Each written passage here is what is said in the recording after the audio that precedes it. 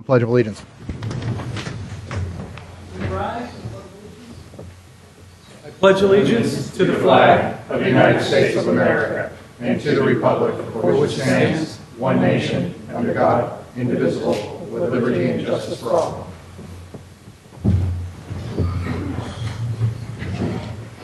Thank you very much. Item number 2, changes to the agenda. Item 9C is going to be continued to a future meeting. Any other additions or changes to the agenda? Mr. Maltby. Nothing this evening, Mr. Mayor. Item number 3, reports from closed session. Mr. Rubens. We have one reportable item from closed session on item 2. I'll just report generally. Tonight, later on in the agenda, you're going to review a contract which we've just finalized for the employment agreement for the position of city manager. The terms of the contract that you're going to review are the basic terms of the contract you're going to review include a salary for Mr. Maltby, annual salary of $197,000. In the contract, for the first year, it'll have a 9-month severance for the first year and 6 months thereafter. The contract does not have a set term.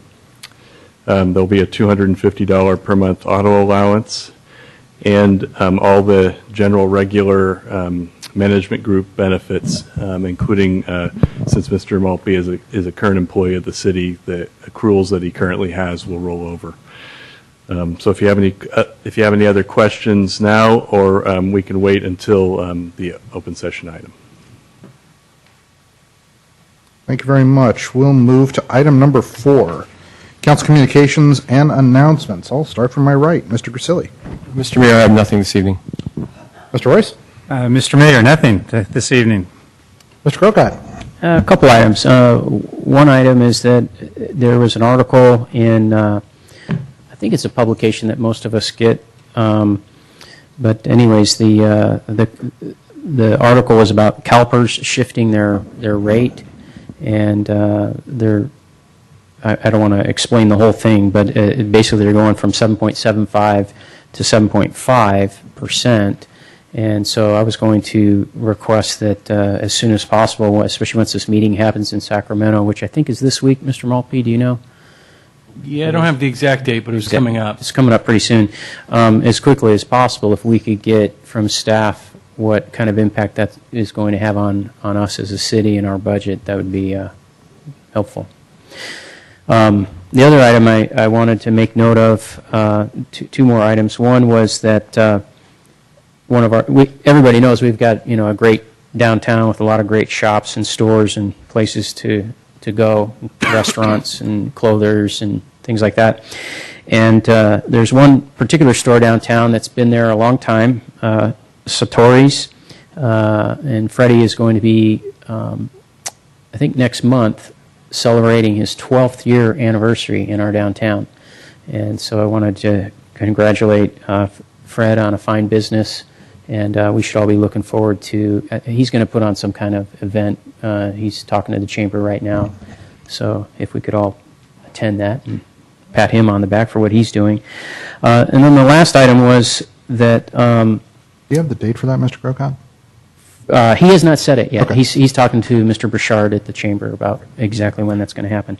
And then the last item I had was I took note that one of our command staff at the fire department is tendered his resignation and is going to be going, it looks like, working for Redwood City.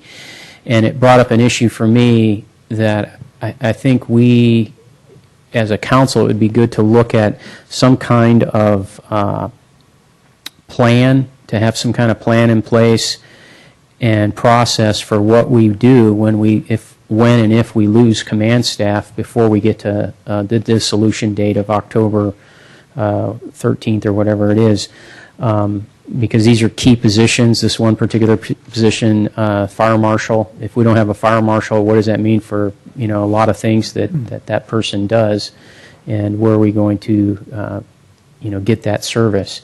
So I think some kind of I think that's something that we need to look at. Okay. That's it. Thank you. Thank you. Couple of quick announcements. couple of quick announcements. Last Saturday, I got to throw out the first softball for the San Carlos Youth Softball Association, and I just wanted to say I was very proud they gave me the softball, and I know it sounds kind of corny, but I really loved it. So I wanted to say thank you and wish all the young ladies a great season. Get your uniforms dirty. That's what washing machines are for. A number of us showed up at Highlands on last Saturday to do the grand opening. What a tremendous field. And it was great to see everybody out there playing, and I wanted to take just a moment and read a couple of names. On the Parks and Rec Commission, Ann Iverson, Brett Elizabeth Gardner, Ray Morella, Gordy Burton, who put in so much work, and a few other folks who just over that period of time have worked so hard. Brad Lewis, Tom Davids, Don Eaton, Mike King, Inga Teagle Doherty, Mark Weiss, Mike Garvey, Barry Weiss, Bob Daner, Carol Taylor, Bob Burdell, Craig Baker, and Bob Lanzone, and especially Doug Long, and to your entire staff in Parks and Rec. What a great day, and it was just so darn exciting. And now I'm still hearing, though, that uniforms are getting dirty, which is just great. So we want everybody to go out there and play like champions, and I can tell you since that point in time, I've actually gotten emails from 2 other mayors in San Mateo County who have actually taken a little time, toured around the field, and saying, I think we're going to go with this type of surface next. So very exciting stuff. Seeing no further comments, we'll move to item number 5, public comment. This is for persons wishing to address the City Council on matters not on the posted agenda and may do so. I have 2 cards. I see Pat Bell moving up with one. Pat, you may want to hang out in the front. I'll call you third. First one is Scott Wilson, followed by James Winslow. Scott. Mr. Marsters, good evening. Recognized for 2 minutes. My name is Scott Marsters, and I just wanted to say thank you to Mayor Ahmad on behalf of the San Carlos Lions Club.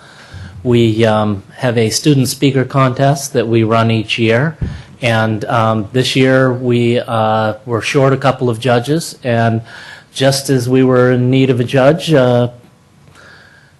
Mayor Ahmad walked in and happened to take the place of one of our judges as well as a friend.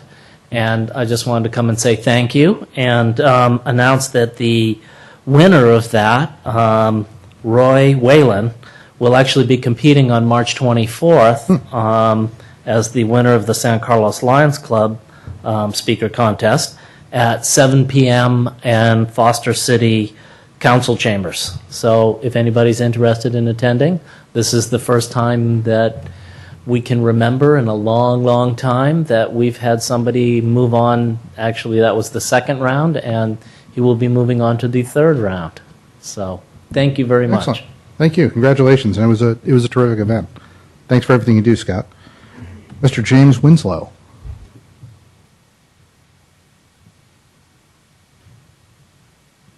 Good evening, Mr. Winslow, and you're recognized for 2 minutes. Mayor, members of the council, Ms. Ballin. I'm a resident of Spring Valley Way for the past 25 years.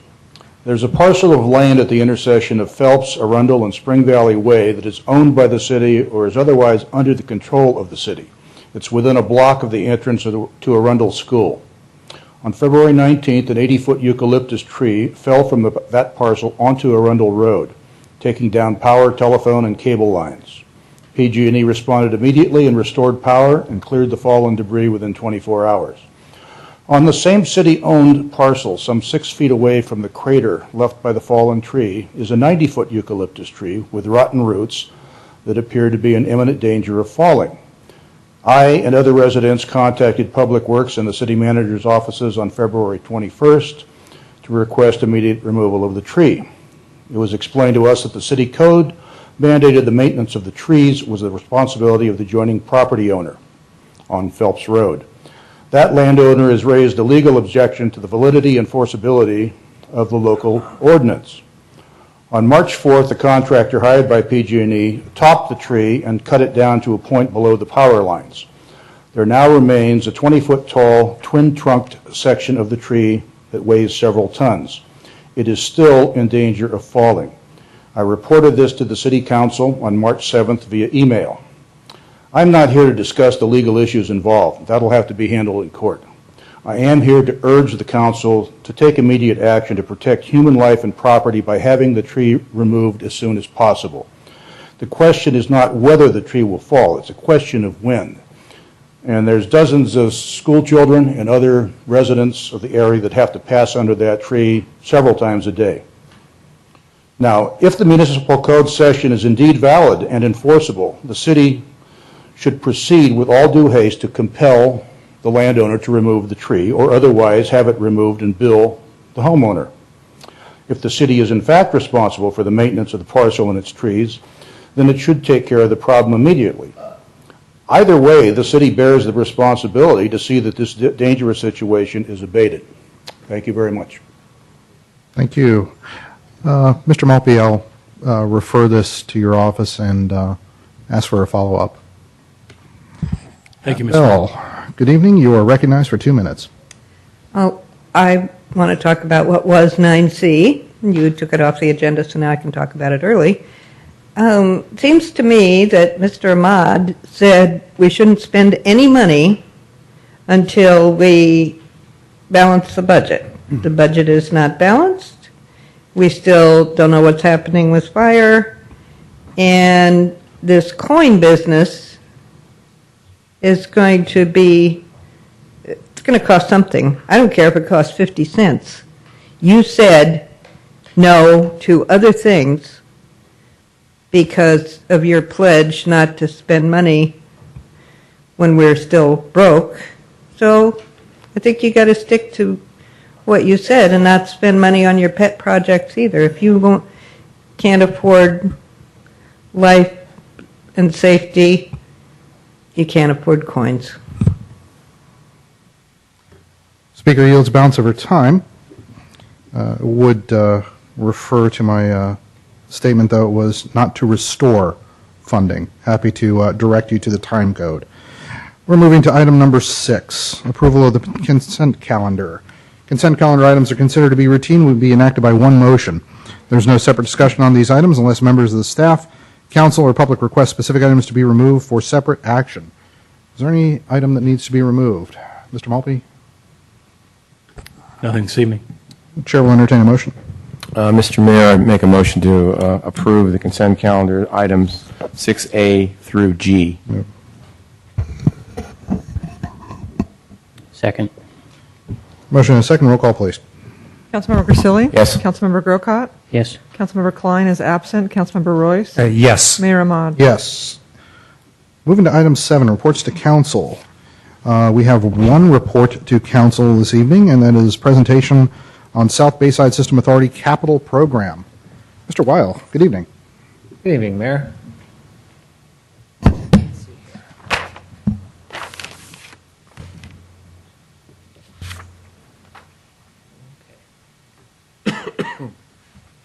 Mayor, I just want to introduce Dan Child, the manager of the South Bayside System Authority, which serves as the regional wastewater treatment plant serving San Carlos, Belmont, Redwood City, and Menlo Park and its environs. And he's going to update you on their capital program. This does relate to an item later on the agenda regarding sewer rates, so please connect those two in your mind. And with that, I'll introduce Dan Child and Teresa Herrera, who's their engineer. Mr. Child, great to see you. Good to see you, Mayor. Welcome to San Carlos. Teresa, good to see you. It's good to see all of you. As you know, we have been in the throes of a very large capital improvement program for the last couple of years. We started actual work in 2008, so we're almost to the end of our third year. What I'd like to do to start off today, hopefully the following slides are a little clearer than this one, but start off with a little bit of review of what we've done and where we're going, projects underway. I'll let Teresa talk about those, and then we'll come back and talk about the future financial commitments that we're looking at. So, Teresa? Mr. Mayor, Council, thank you for having us. Oh, good, it does work. I wanted to go through a couple of projects that have been completed and then move into some active projects. Hopefully it'll be somewhat interesting to you. And hopefully not too many of you have eaten dinner yet, and this is going to ruin your, your appetite. Wanted to show, this is one of our projects called the Primary Effluent Channel and Fixed Film Reactor Wet Pit.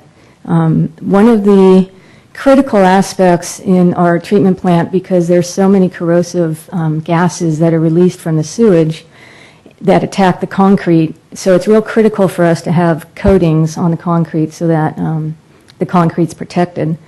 You can see in the upper picture here, this is a lot of the coatings are falling off this area. This is when we sandblasted the coating off of it. You can see exposed aggregate. In this case, you can see a piece of rebar. It's pretty severe corrosion condition of this concrete. A couple other pictures. You may or may not recall, back in 2009, I did a presentation on our capital improvement program, and I showed the same picture.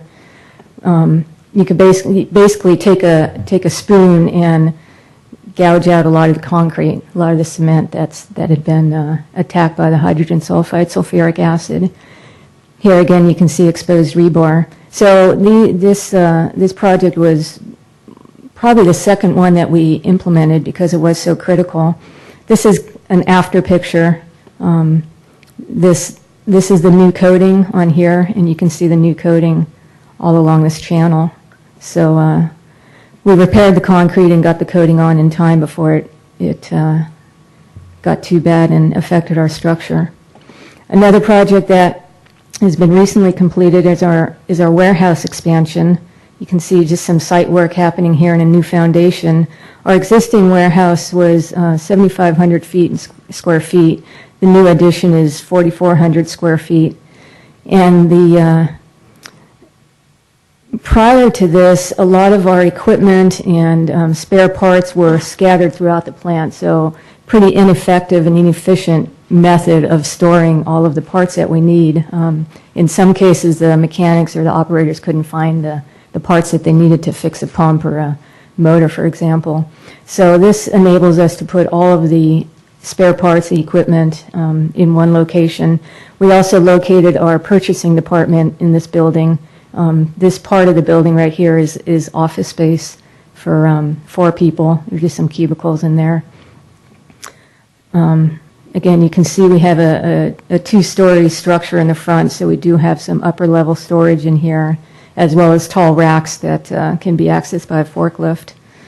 I put this picture in here. I thought it was kind of interesting. This one was taken in the morning one day, and this one was taken in the afternoon. I thought it was kind of a neat juxtaposition of the weather that we get out here. The next project I wanted to show is our waste gas burners. We needed new piping.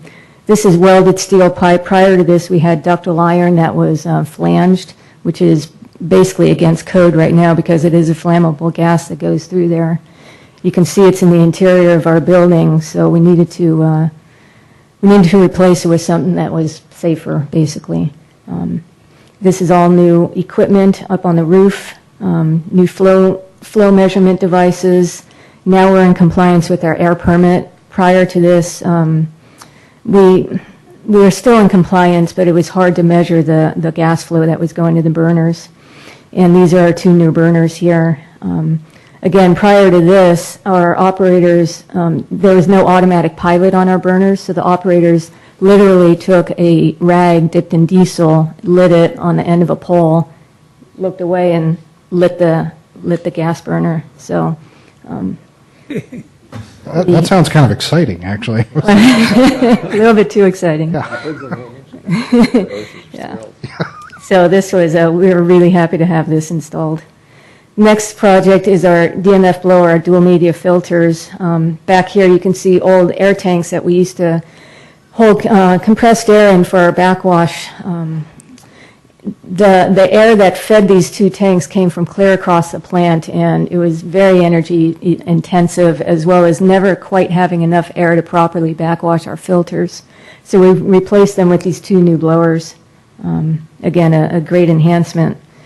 This next project picture I thought was kind of interesting, getting those old tanks out. As you can see, extremely tight space, and then getting it from the bottom level up 3 stories to the top level of our maintenance building.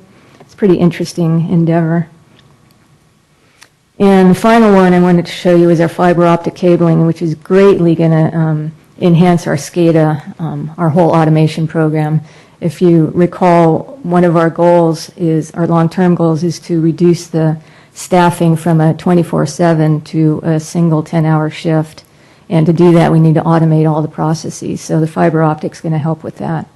It's basically 2 loops throughout the plant that touches every aspect of our equipment. Let's go through this quickly. Some of our active projects right now, our new plant control building. This was the old building. Again, if you recall, we cut away some of the stucco to check out the condition of the steel studs, and in many cases the studs were basically corroded from the ground, and it was the stucco basically holding up the building. So again, another, in an earthquake, we didn't know if the building was going to fall down on our head. So it was an early project that we implemented. This is the primary deck. The building is on top of our primary sedimentation tanks, which is one of the most corrosive atmospheres in our treatment plant because it's basically the raw sewage that comes in. So this building had no odor or air scrubbing system in place, so that's what caused the corrosion of the steel studs. The new building is raised up about 10 feet off the deck. The offices will be on this second level. Down here will be some mechanical equipment, some storage, items such as that. It's pretty beefy. If you know structures, this is a lot of steel in this building. We designed it as an essential facility, which basically in an earthquake it will still function because it is a critical aspect to our being able to operate the conveyance system pump station in our treatment process. Next one is our digester number 3 rehabilitation. Again, this digester had not been entered for 15, maybe 20 years. No one can quite remember. It was in pretty bad condition. Here you can see the roof coating was taken off. This one picture shows the new roofing in place. Once we got in there, because again it's impossible to access the interior of a digester. It's an anaerobic atmosphere, and basically you can't enter it. So once we got it, we didn't quite know what we were going to find. Saw a lot of steel corroded away again. One of the change orders that we issued to the contractor was to replace that steel, just weld a 4-inch plate. Oops, I guess that's it on that one. The elevator project, elevator modernization, is we have 2 freight elevators that takes our equipment from, basically, we have about 3 levels in our treatment plant. So these also, actually this freight elevator was actually broken before we got the project out to bid. So it's the only way that we can access the different levels of our plant with the large equipment that we have. Again, we found some unforeseen conditions in one of the pits. You can see the concrete was spalling away, showing rebar, and we just had the contractor patch that area. And there's our staff getting training on how to push the button to go up and down. Our central chillers project is, again, critical to our process, basically to our SCADA functionality. We had 2 chillers previously that were pretty severely undersized, so our server room would often get well over 100 degrees in there, and as you know, computer equipment doesn't like hot weather, so we're installing 3 new chillers to serve both the plant control building, the maintenance building, and laboratory, and some other ancillary buildings. So I think that is it. Dan's on now. Okay. When we started the project, we had 131 different projects within the program, and over the last couple of years, we've been able to get 21 of those completed. We have 48 that are in planning design right now, and 16 that are actually under construction. Our original budget was $339 million. We've recently done an update of that CIP program, and we found that some of our estimates were a little bit low. For the most part, our estimates were pretty close. Most of our projects have been coming in at or below budget, so we feel pretty good about that. We did find a couple of things that we didn't know about. As Teresa mentioned, digesters you can't get inside of when they're active. And when we got in there, we discovered there was a lot more damage to the digesters. We have 3 of those. We've actually, the one she just showed you is the second one we fixed. So we have 1 more to go.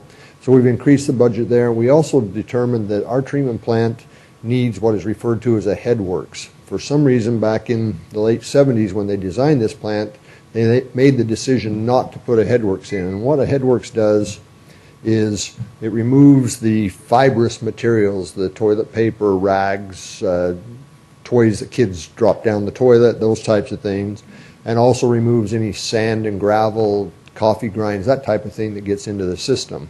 And because we don't have one, our treatment plant wears out very quickly. We have pipes that we pump through that are literally the sandblasted from the inside have wore the pipes out. Our pumps wear out quickly. Chain drives wear out quickly. So we determined that we need to add a headworks to the plant, which is a cost of about $18 million that we had not planned on. So overall, our new estimate is $390 million of total costs. And you probably don't remember this, but our estimate was 340 with inflation up to 402. So we're still somewhat within budget, but the $18 million for the headworks is going to push us a little bit higher than what we planned. On the bottom, you'll see we now have 139 projects, and if you try and add those up, you'll find out that they don't mesh, they don't add up, and that's because some projects have been put together. Some things we found would be more functional if we merged the projects. So of the original 131, we have 85 that are still in there. We have 45 new projects, of which 27 are combined. So we've got 25 that have either been completed, which 20 of them, or 4 that we actually deleted. We determined we did not need to do them based on our first report. So we're now to $390 million. This next slide shows our anticipated expenses. As you can see, we've started out fairly slowly. We're now in 2011, anticipating we're going to spend roughly $36 million this year. Most of that's in the treatment plant with a little bit in the conveyance system. 2012, we'll still have some big projects in the treatment plant, a little more in the conveyance system, and start the pump station work. 2013 is the big year when we really get in the conveyance system, and that is replacement of that pipe that runs from Menlo Park all the way out to the treatment plant. Excuse me. The first section of that pipe is what we refer to as the 48-inch. It goes from Redwood City pump station down to the San Carlos pump station. That section of pipe is responsible for approximately 80% of all the leaks that we have, and we average probably 4 to 6 leaks a year, which is a pretty high number. Most of that is caused by the fact that this pipe is in 12-foot sections of reinforced concrete pipe, and it's in Young Bay mud, so it tends to move. Anytime there's an earthquake or anything that causes it to move, we end up with leaks. So getting rid of that is important, and especially a large section of that runs through Bear Island, which is slated to become a national wildlife refuge, and the U.S. Fish and Wildlife Services has informed us that we don't want to have leaks there once they dedicate that. So, and we don't want to have any leaks anyway. So as you can see, and I think Robert's going to talk more later about the need to, we're going to be borrowing a lot more money in the next couple of years to be able to make this happen. But it looks like 2013-14 are going to be our peak years of construction and being able to spend. So with that, I'm open to questions or any comments you may have. Perfect, thank you. I'll start from the left this time. Mr. Crocott. I had a couple of questions and then just close up with a few comments. I remember one other time that you'd made a presentation to us, you talked about the difficulty you were having with the jail facility in Redwood City and the prison uniforms or whatever they call them going down the toilets. I suppose it sounds like your Headworks project will help alleviate some of that problem? The Headworks will help the treatment plant. It will still be a problem at the pump stations. Mm-hmm. I can report, though, the county has made substantial improvements in that problem. And there's still problems, but it's nowhere near the level it was. And the county also has agreed and has paid SBSA a $2.3 million to address that problem over the long term. So it will be part of the Redwood City pump station. Will have some equipment in there to help alleviate that problem at the pump station. Good to know. My second question is more just out of curiosity. We've seen quite a bit in the paper last month or so about San Francisco and local labor and that sort of thing. What's the policy out there at the plant, especially, particularly with this project on local labor and materials and so forth? At this time, we don't have a local labor ordinance of any sort. So and materials? And materials as well. So, but basically, it's typical municipal low bid situation. Okay. I was just curious. I'm not taking a position on that or anything like that. And the last thing is just the comment. I know that when you came on board, you came into, quite a need there. I remember taking a tour of the facility, and basically I felt like I was in the 1960s. So I appreciate what you guys are doing, and it from everything you've shown here, it looks to me like you're doing it in an efficient manner, cost-effective manner, and there were a number of points where Teresa talked about, the efficiencies that it'll bring forward in the operation of the plant, and I appreciate all that work you're doing and those things that you're bringing about. I must say that Teresa and the people that work with her on a daily basis have really done an outstanding job in keeping us focused, prioritizing, and making sure that we're getting good value when we do get contracts out. It looks that way. Thank you. Thank you. Mr. Royce. Yes. Well, first of all, just for the audience and people that are tuned into the meeting, we're talking about, of course, this is our sewage plant, wet sewage, spending about $400 million over a 10-year period of time. San Carlos's portion is 14%, which is about $50 million over this period of time. There are several other cities that are involved. And then a question I do have, real general, so you give a real general answer. I see that a lot of the budgeting for your work in progress is staying pretty close to what your expectations are. I didn't hear any discussion on favorable bids in today's economy. I know a lot of work that we've been able to do in the city in the last couple of years. We've been able to save significant amounts, both in labor and material, mostly labor. So kind of a general question, how much impact has there been? But more importantly, my question is kind of what are your feelings of the future, and how can we be impacted on that for the future? Because this is a lot of money. It's an awful lot and of money. Current economy can impact that. So okay. How general can you be on that? I can be fairly specific. On the favorable bids in certain areas, like the control building that we showed up there, we got some really good bids. And what we're finding is in contracts that are more general and open, and a lot of people do, not so specialized, we're getting really good pricing. On the stuff that's more specialized, that there's only a few that do it, and a few manufacturers of equipment and that type of stuff, it's coming in pretty much what we expected back when we put it together. Overall, we're doing a little bit better than we expected, but if I had a crystal ball to see what the future is going to do, I really don't know for sure, but we're anticipating some inflation.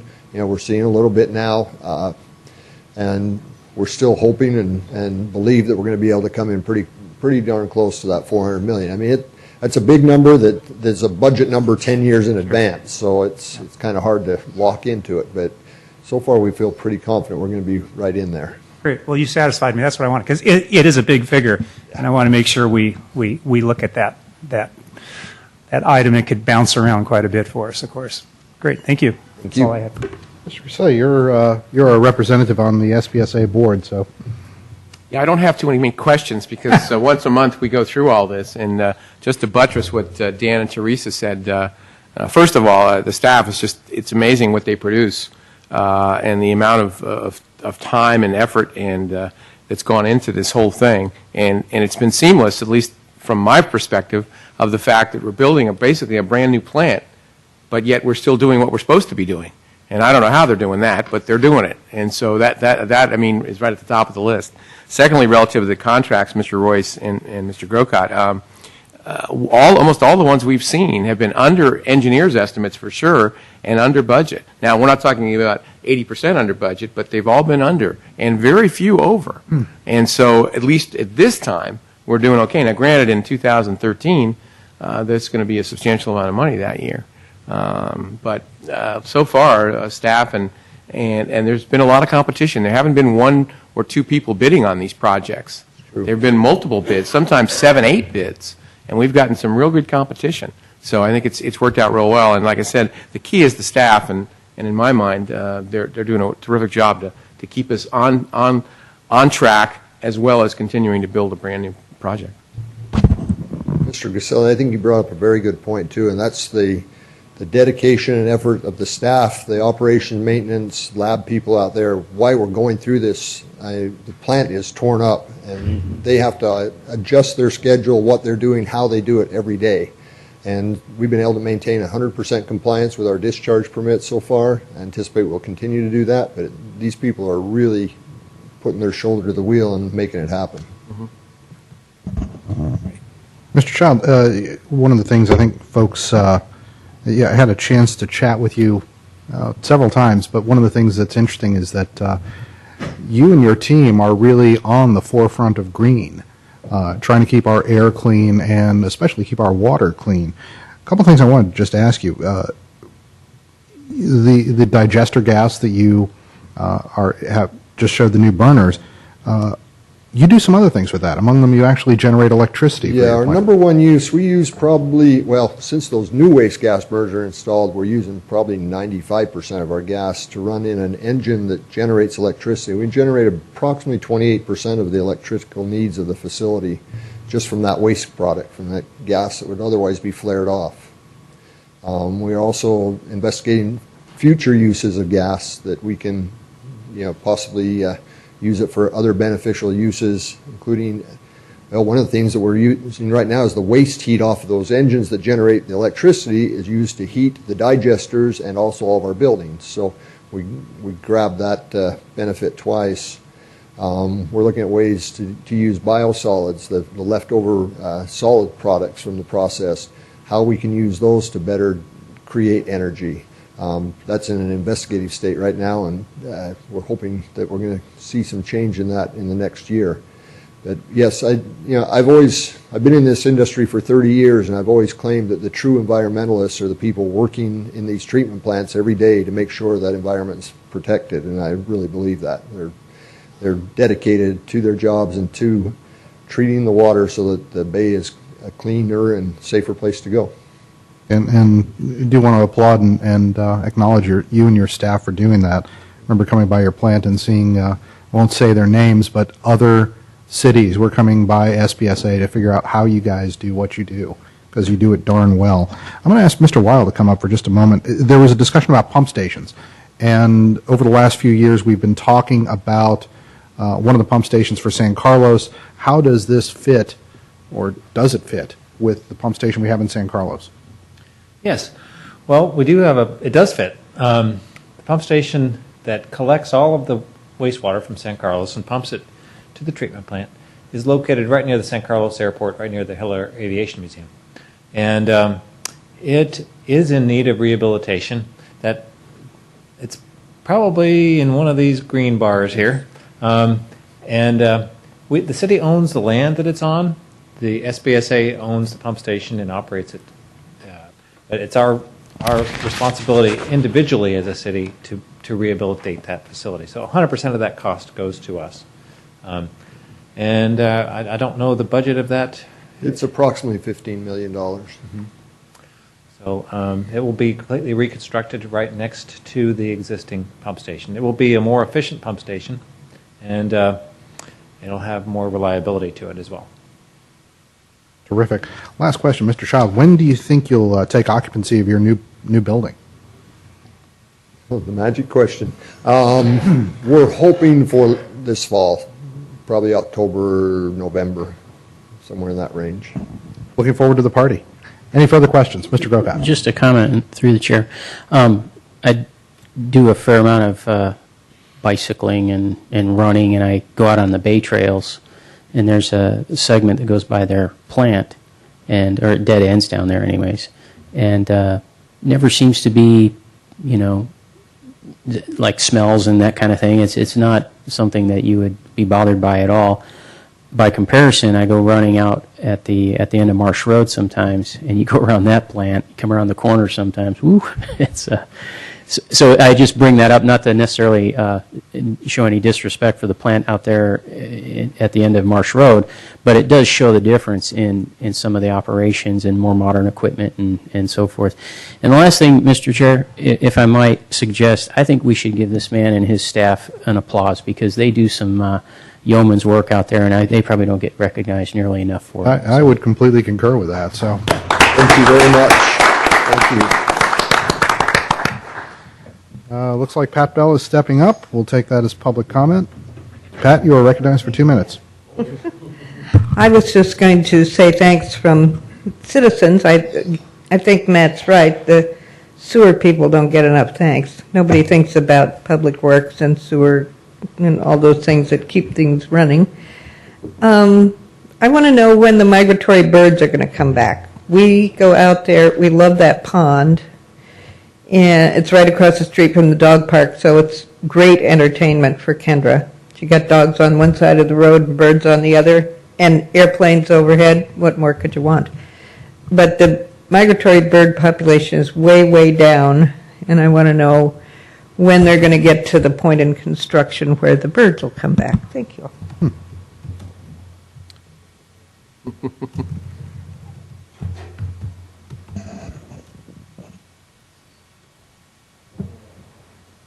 I'm not sure I can answer that question exactly. They fluctuate a lot. Last week we had a whole bunch of people out there looking at some. I'm not a bird watcher myself, so I don't really know what was there, but they tend to come in groups, and sometimes we'll all of a sudden just have large congregations of people out there taking pictures, and I'll stop and ask, what's there, and they'll point out this bird out in the middle, and everybody's all excited about it, and it's, it's neat for them, but the heavy construction of the treatment plant is going to last another 3 or 4 years.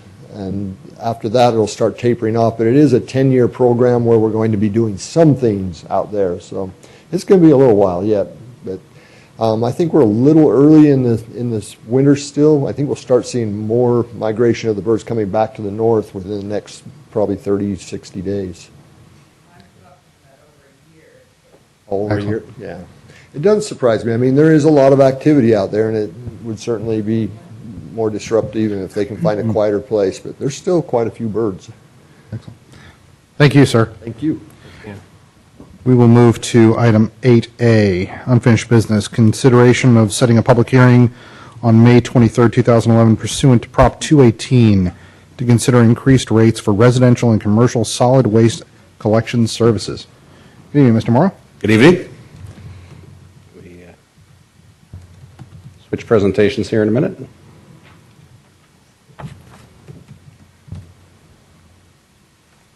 Okay, tonight we are here to talk to you about the proposed 2011 solid waste rates. And let me go through some slides just to set the stage for you. You have a 7-page staff report and some attachments that go into a little more detail. As council, I'm sure, is aware, solid waste services, garbage and recycling in San Carlos and throughout the SBWMA service area are covered by rates. The rates are calculated each year for both residential and commercial services, and they reflect both the size of the service, containers in the case of commercial and carts in the case of residential. The rates are reviewed annually by a consulting firm known as Hilton, Fair & Koff & Hobson, or HF&H. They are under contract with the SBWMA. The tasks that firm does is they review the Allied Republic annual rate application, and the rates are set each year to cover the costs of these services as well as a profit margin.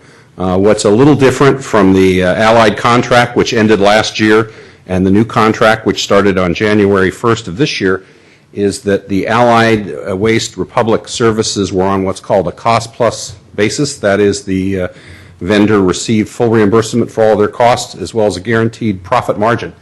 In the new services, that system no longer is there. Instead, we have a index-based system of compensation. The rates also cover other items, including each city's franchise fees, their administrative costs, the cost to administer the AB 939, SB 1018 recycling programs, and staffing costs.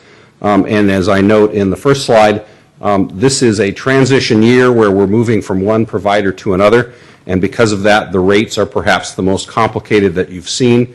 Council will probably recall back in 2007 when we went to you and got permission to go out to RFP.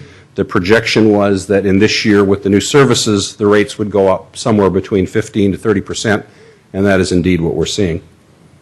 In the 2011 rates, the rates will need to do several things.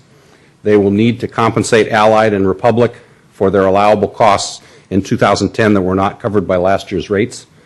They will need to generate a sufficient amount of revenue to cover the cost of services with the two new companies, namely Recology, which does the collection, and South Bay Recycling, which does the operation of the transfer station and the MRF. We're going to need to take into account the fact that many customers are now moving from larger carts to smaller carts, what we call the cart realignment factor. And then finally, and we'll talk about this a bit more in a minute, provide payment to Allied and Republic for the so-called balancing or wrap-up account. In terms of the rate itself, there are four major components, and I've shown here the percentage increase that gets you to the two potential rate options you have tonight. One is the rate year revenue requirement, which is detailed on pages 2 and 3 of your staff report. That's 6.5% of the increase. The can migration that I just talked about, the movement from larger to smaller cans, which represents 3.2% of the increase. The portion of the balance account which is due this year, which is 2.2%, and then the portion of the balance account which is due next year, which represents 6.6%.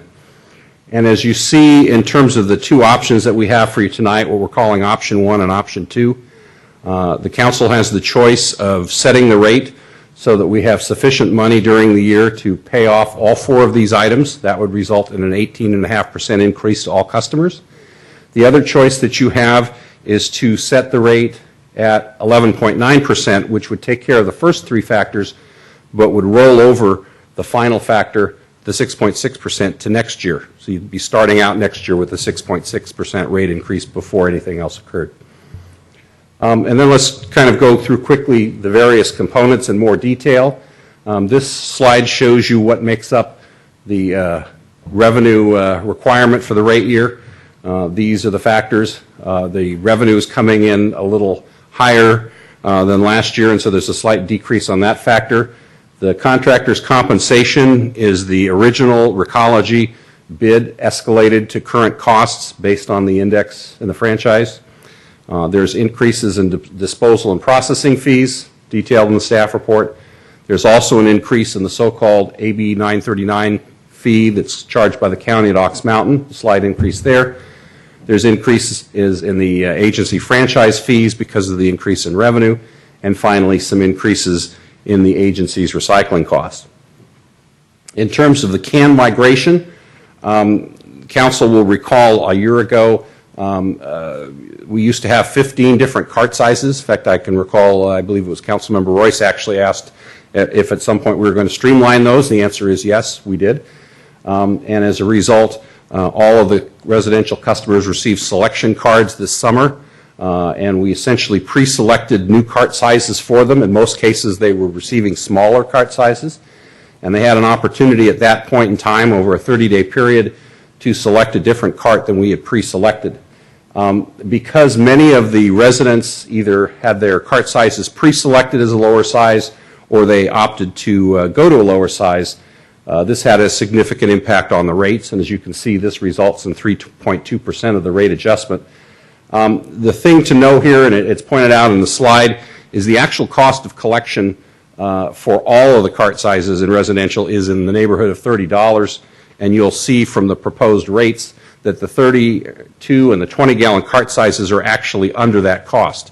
So as more people move to the subsidized category, as it were, that requires an overall rate adjustment because you're moving more and more people from the categories that are basically overcompensating for the costs to the ones that are undercompensating. And I would note here that since the CAN migration only includes statistics through June, and there's been further migration from June till today, there will be another CAN migration charge next year. The balance account is going to be somewhere between 2.2 to 8.8% of the rate increase, again, depending on whether the council chooses option 1 or option 2 tonight. The balancing account has several factors in it. It includes the final 2009 service costs, the cost plus profit. For 2010, it has 6 months of actual costs, and the last 6 months are projection. And these costs have to be paid off within 12 months of the calculation of the final balance account, which will occur sometime this summer or fall.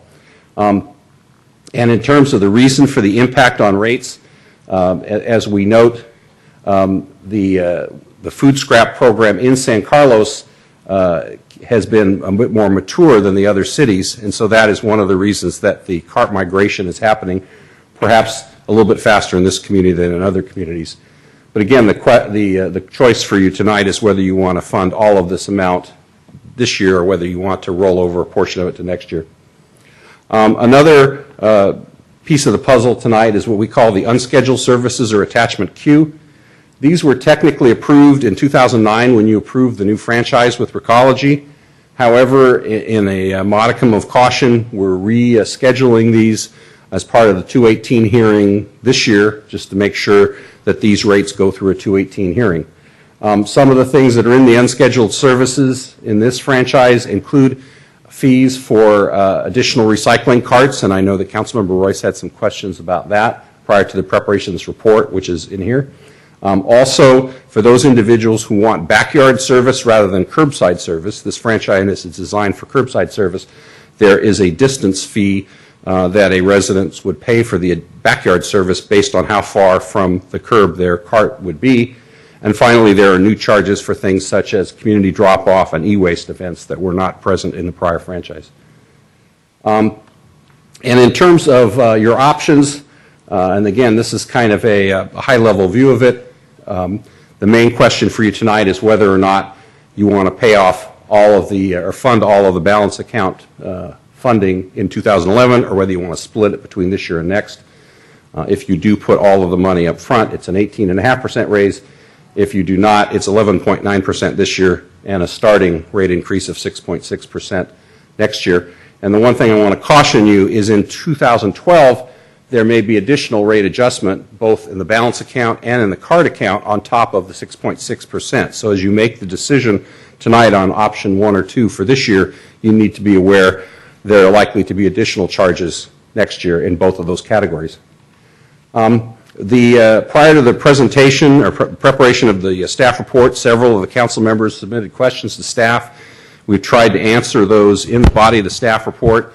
And as you can see on here, the list includes such things as, is it possible to eliminate the $3 added recycling charge? What portion of the rate is due to allied costs? Has household waste participation program dropped in San Carlos? What is the cart migration rate impact? When are Recology payments past due? And what is the dollar amount of the 2011 rates? And those are all in the staff report. There's also were some questions and inquiries about what were other agencies charging this year or their rate increase. And you can see that the rates vary quite dramatically, anywhere from 5.0% at the bottom. And you can see that option 2 for San Carlos is the second lowest potential rate hike in the entire SBWMA. The option 1 is sort of slightly below the middle of the pack. The average is 28.7% increase this year. Your option 1 is 18.5%. And the highest rate is a series of tiered rates in Atherton that go from 63% to 97.7%. And my understanding is that the Atherton folks have actually hired a consultant to review the HF&H consultant numbers. And so we understand that those numbers may vary. Part of the Atherton increase, as staff understands it, is because this franchise is based on curbside service, and in Atherton, many of the carts are actually in the backyard. is Atherton, as I understand it, is trying to factor in some of those distance charges I mentioned earlier into the basic rate, and that explains why they are significantly higher than most of the other agencies. And then this is a chart that shows you the projected rates for the different cities after the 2011 rates are put into play, and it shows you that the San Carlos Option 2 rates are about in the middle of the pack. The Option 1 rates tend to be towards the upper third. Again, a lot of this is a function of both the programs that San Carlos has had in place for a couple of years versus other agencies, such as Foster City, for example, is just now starting household hazardous waste, which is not yet in their rates but will be next year. And similarly with other agencies, there's a significant variation. And again, you'll note, for example, in East Palo Alto, there's only one category of service, 96 gallon. They pay a 4118 flat rate, whereas we have 4-step rate, and the county has a 3-step rate. So there are variations there as well. In terms of next steps, if the council takes action tonight, the staff will issue a notice of proposed rate increase. We will hold a public hearing on May 23rd for the proposed rates, and once the hearing is held and the rates are approved, the rates would be effective retroactive to January 1st, 2011. And so your alternatives are to review the proposed rates and authorize the clerk to issue the notice based on Option 1, which is the 18.5% increase, or you could review the rates and authorize Option 2, which is the 11.9% increase, or you could provide the staff with another option that council would divide. So with that, I'd be happy to answer any questions. I also want to mention we have some resource folks in the audience. We have Tammy Delbeni from Recology, and we also have Kevin McCarthy and Marshall Moran from SBWMA. So we have 3 experts with us as well, and hopefully between the 3 of them and myself, we can field most, if not all, of your questions. I'll start at my right. Mr. Grisilli.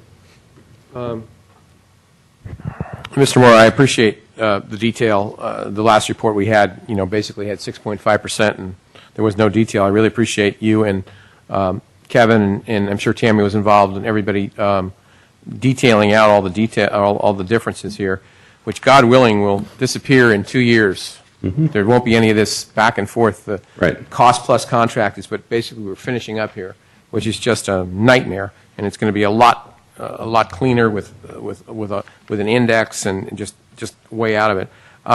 We actually, I guess the option I was going to mention, number 3, we could theoretically, you mentioned in the staff report that San Mateo, I believe, is doing like a little hybrid.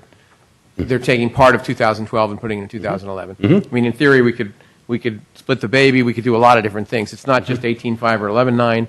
It'd be 11.9 plus X we could do, just to make sure everybody understands that. I don't really have, again, I talked to Mr. Moore today and asked a bunch of questions, and again, he's detailed out a lot of the things that we have here. This is a function of a new process. The new contract is cleaner than it appears. There's just a lot of hangover from, in my opinion, from 2008 when this bid was originally set. And it does seem, though, and I'm not criticizing the process because who knew what was going to happen, but it does seem like because we went to smaller carts and because we're doing more recycling, in effect, we're having to pay a little more. That's a fair statement, yes. Yeah. And so, in effect, because we're doing the right thing, we're ending up having to pay a little more because of the way that the bid was put out. But there's no way around it. We're doing a good job, and we're doing a lot of what we're supposed to be doing. So I don't really have any more questions. I may come up with a couple after. Thank you. Mr. Royce. Yeah, I have. So 2 of the 5 questions that staff asked were mine. I'd like to go through those 2 items. Sure. And get your opinion on if we were to do that, can we get it? Can we make that change? So the first one deals with this $3 a month charge for an additional bin. What we have here in a proposed table of other services, now we have a black, a blue, and a green bin. If someone wants a second green bin for greenery or a second blue bin, there's about a $60 to $70 charge for an additional bin, which I have no problem with. In fact, I encourage that because there would be, I know a couple people on my street that would ask for 5 green bins, and they cost $60 to $70 for delivery in bins. The trouble I have is the monthly fee, because right now, I think our philosophy has always been you pay for garbage and recycling is free. You pay for the black bin, and the blue and the green bin are free.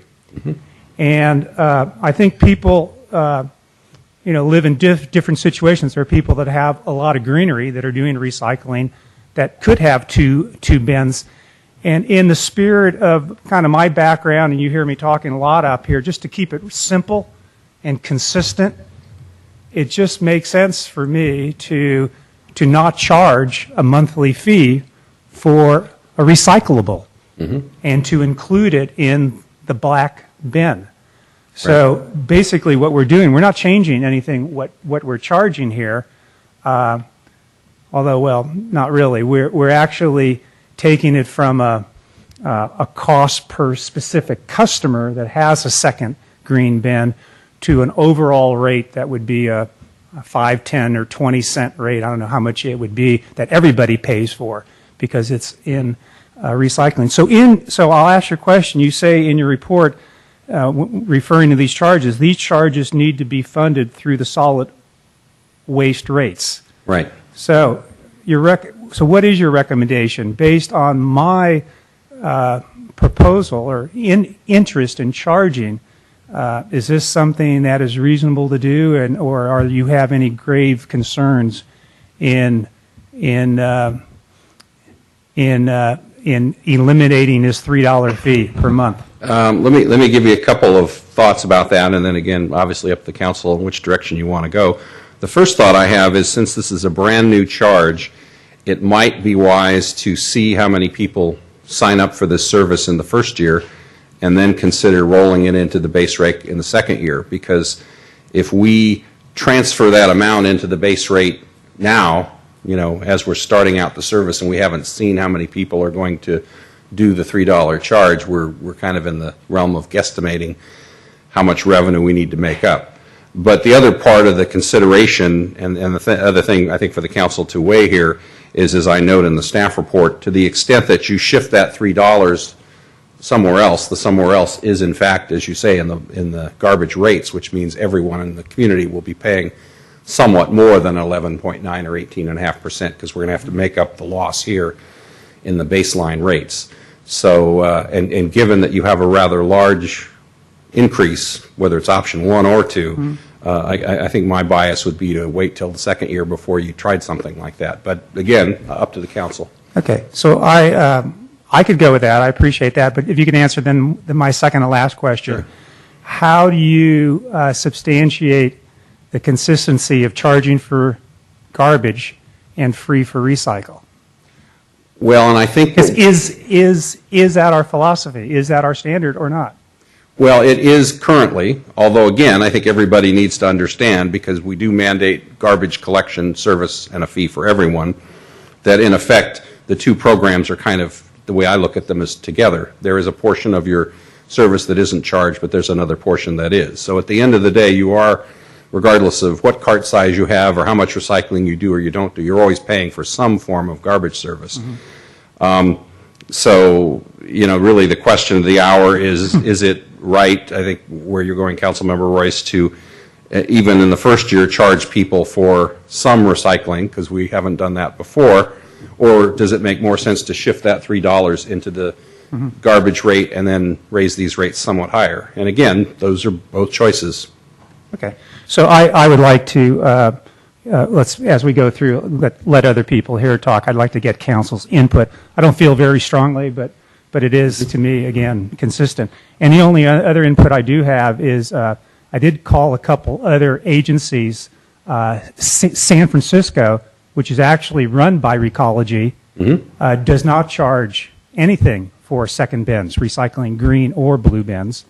And Palo Alto, I went south, they don't charge anything either. If you want a second green bin or blue bin, again, they have adhered to a much stricter philosophy that recycling will be free. And so I just point that out as we talk about that. And then my second question, I think of two, is that I think it was the fourth or the fifth question that dealt with billing cycles. And this came up about a year and a half ago when I believe Cliff, the financial person for SBWMA, that went through the billing. And my concern was that the Recology is basically having people prepay quarterly for garbage services.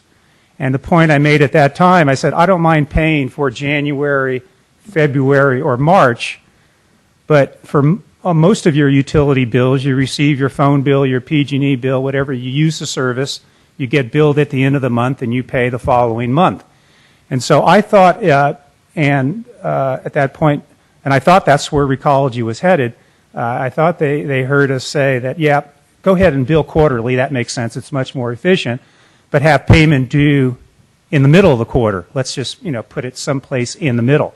Well, of course, I got my first bill, and the invoice goes out, actually, the actual bill I have here, the bill goes out at the end of January. It's for February, March, April service. And it says, when I get the bill, which I received on February 2nd, it says balance due. The assumption is it's due now. An attorney could kind of look into that, wouldn't balance due. Any other invoice you get basically says balance due when received, or it actually has a date. So it doesn't even have a date to it. At the bottom, it says it's due 30 days, which is due in January. So I just see kind of Recology kind of pushing the envelope. Why are they so aggressive on, receiving payment? And it kind of, to me, is an irritant. So again, I called three cities. South City, I didn't ask about the bin. But South City bills monthly. They bill at the end of the month for the service rendered. It's due the following month. San Francisco bills quarterly. They bill for January, February, March. This is Recology, same company. Right. And it's due April 14th, the middle of the fourth month. Palo Alto, they bill at the end of the month, and it's due a week or two of the following month. So what I see as, again, I'm not sure this is a standard. I just made 3 phone calls. Right. But I see Recology, and I see the standard in accounting is you receive the service, and then you pay for it. So why are they getting paid the first month of the quarter? And I have a solution. It has nothing to do with their billing and so forth, but I just think when it says balance due, even though there's no fees, and by the way, all 3 of these cities don't charge late fees. So I think your answer is going to be, and I've heard it, well, they're not going to charge you a penalty anyway. These other cities don't charge. But I think we need to be respectful of the customer and their cash flow. They have cash flow issues too. I think we should say balance due at the end of the quarter or the end of the pay period or whatever it is. And so I would like to push back on their aggressiveness of getting prepaid for garbage service. And that's where I'm headed on that item. And I'd be interested as we go through other questions from council if anybody else feels that way. Okay, and let me comment on how it works. And then we have Ms. Delbeni from Recology, and you may wish to hear from her as well on this question. The billing is quarterly, as you point out. The bill does say that payment is due in 30 days. However, payment is not past due until after 90 days. Right. It doesn't say that on the bill, but that's how it works in practice. And in my discussions with Recology, I suppose there's probably room to do some wordsmithing on the bill to say that while it's, and again, this is probably a term of art for, billing, I suppose, in terms of when something's due versus when it's past due. Because it's silent on the bill as to when it's past due, but it does tell you they like the payment after 30 days, but they don't ding you until after 90. But it doesn't say that. And I'll turn to Ms. Delbeni. Is that a fair characterization? Would you like to hear from her? Sure, and what I'd like a clarification of, again, past due means it sounds like there's going to be a penalty where the 3 other cities I talked to don't have any penalty. So that's where I'd like some clarification on this. Thank you. Tammy Delbeni, Recycling Manager with Recology. In Attachment H, it does state the timeline of payments. So the bill does go out, for instance, like yours, if we bill you for April, May, June. The bill goes out at the end of March, so you get it in the beginning of April. It's due 30 days out. The delinquency, we have the option of charging a late fee. That doesn't necessarily mean it will happen, and we don't, promote that. But the other part too that you talked about of the other cities and how they bill, I believe we kind of inherited the quarterly billing cycle, and also factored in the cost for that quarterly billing cycle. If you wanted monthly billing, it would increase the cost to send out bills more often via, just the postage alone. So I think that's how we kind of took it, and so technically, really, if you get your bill at the beginning of April, it's not due until, say, the beginning of May, and then you have another grace period after that before anything would be imposed. So you're still getting services in the beginning of April and May without having paid for them yet. So really, I mean, there's a portion that maybe seems to be in advance, but most of the services you're being billed for, you've already received, just by the nature of how the bill goes out. And then with commercial, of course, it's billed in arrears because commercial can fluctuate so much. A customer could have extra pickups, or it depends on their volume. So that billing goes out after the services have been performed on a monthly basis. Good. So I'll just end by saying I agree with everything you said. Okay. Again, my objection is I'm a customer. I get a bill. When I get a bill, by the way, for $14 a month for garbage, which, by the way, is a bargain, I will say, because once a week I could pay more for a cappuccino per week than my garbage. I think it's a bargain. Great service, great deal. However, I object to the point of I'm paying for February, March, and April for something that I receive.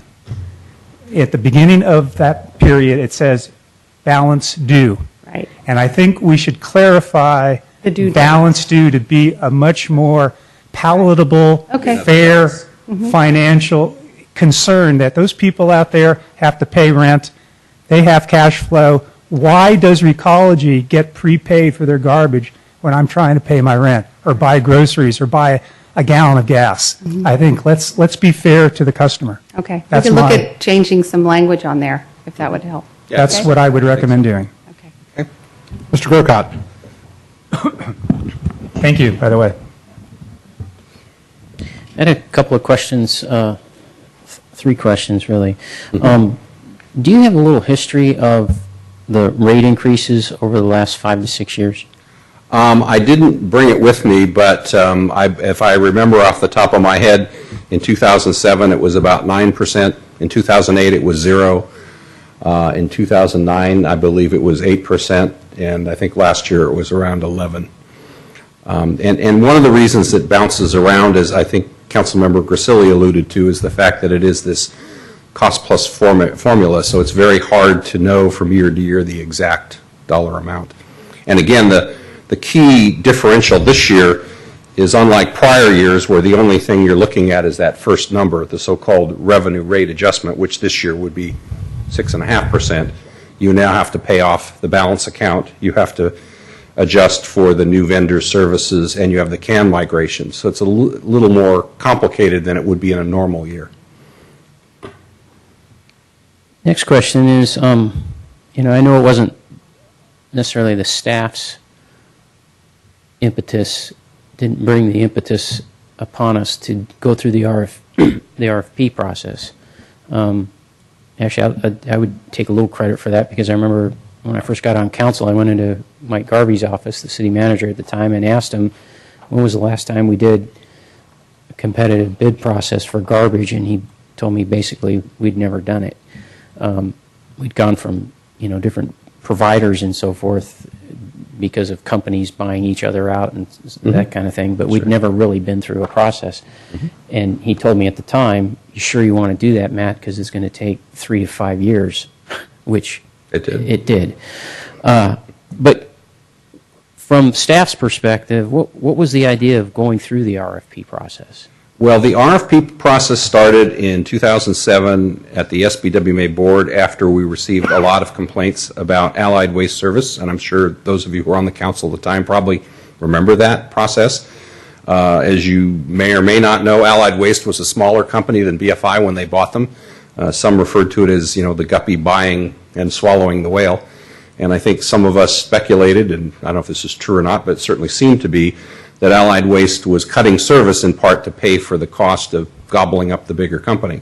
And we had a period of, I would say, almost 12 months where we tried very difficult times to get them to improve the service. I remember at the time being the chairman of SBWMA, in fact, having a mandatory, mandatory performance review, which was not required, and basically we did that to prod them into action. So that was the impetus of doing the RFP. But you are right, Councilmember Grocott, it had never been out to RFP before, and the service was so bad that we thought it was time to see who else was out there. My last question is, everything you presented, and even some of the ways it was stated, assumes a rate increase. But as you know, what this is really about is Prop 218, holding a Prop 218 hearing, which essentially gives it to the ratepayer. I mean, it's kind of a nice gesture to give to the ratepayer the decision of whether or not they want their rates increased. And if you get, a 50% plus one vote complaint from all the ratepayers that they say, no, we don't want our rates raised, then you can't raise them. So my question is, not that the only time I've ever known that to happen, and I appreciate Prop 218, the idea behind it. It doesn't work, not when you have such a large population of ratepayers. I've heard of one time where actually the rate increase got rejected. I think it was in Burlingame in a special district, very small population of about 250 homeowners. In the county district, that's right. Yeah, and it got rejected. That's right. But for sake of argument, what if the ratepayers in San Carlos did say no? Then what happens to all these assumptions that have been made about paying for this, paying for that, things going up, et cetera? Can I answer that? The general fund will pay for it, right? That's correct. So it would come out of the city's general fund. That's correct. The franchise is an obligation of the city's general fund, as Mr. Griselli indicated. And so the rate increase would come out of city services, and presumably we would, come to the council, give you a list of budget cut options, and, you would decide where to find that extra money. So the answer is, if you push back at Recology, they don't have to go back and look at their general fund, so to speak, and say, well, the ratepayers don't want to pay more. Where might we find some efficiencies? Where might we make some cuts? Where might we, make some adjustments? Well, two answers to your question, Councilmember Grocott. The first part of your question is, that is true. However, what is true? It's true that if the ratepayers do not agree to the rate payment, we have to come out of general fund to do it. However, the second part of your premise about Recology doesn't have to watch their costs, let me tell you a little bit about that. I think it gets to one of Councilmember Griselli's earlier points. As we move from a cost-plus contract, where the contractor, Allied Waste, and I don't want to beat on them too much, had no incentive to reduce their costs because they got all their costs plus a profit. Recology doesn't have that kind of contract. They have a contract that's starting from January 1 forward, they get their bid cost escalated plus an index, which means that if their costs go higher than the index, they have to eat the difference, to use a colloquial term. So Recology and the other contractor, South Bay Recycling, have a very large incentive to cut costs. And I'll give you an example. When South Bay Recycling started trucking garbage from the transfer station to Half Moon Bay in January, they bought a new fleet of trucks that actually are taller and have thinner walls, so each truck carries an extra 3 tons of material. And they did that so they could cut their costs so they could make more profit, which is allowable under our contract. So they're trying to stay within the index. So there are pretty powerful incentives for the two new contractors to watch their costs, because if they don't and they go over the index, they have to eat the difference. Okay, thank you. Those are my questions. One question only. I think everybody caught a lot of this. At Samtrans and Caltrain, we engage in fuel hedging. Is Recology doing the same thing for your fleet fuels? I'll turn that over to Mario and the Recology folks. I don't know.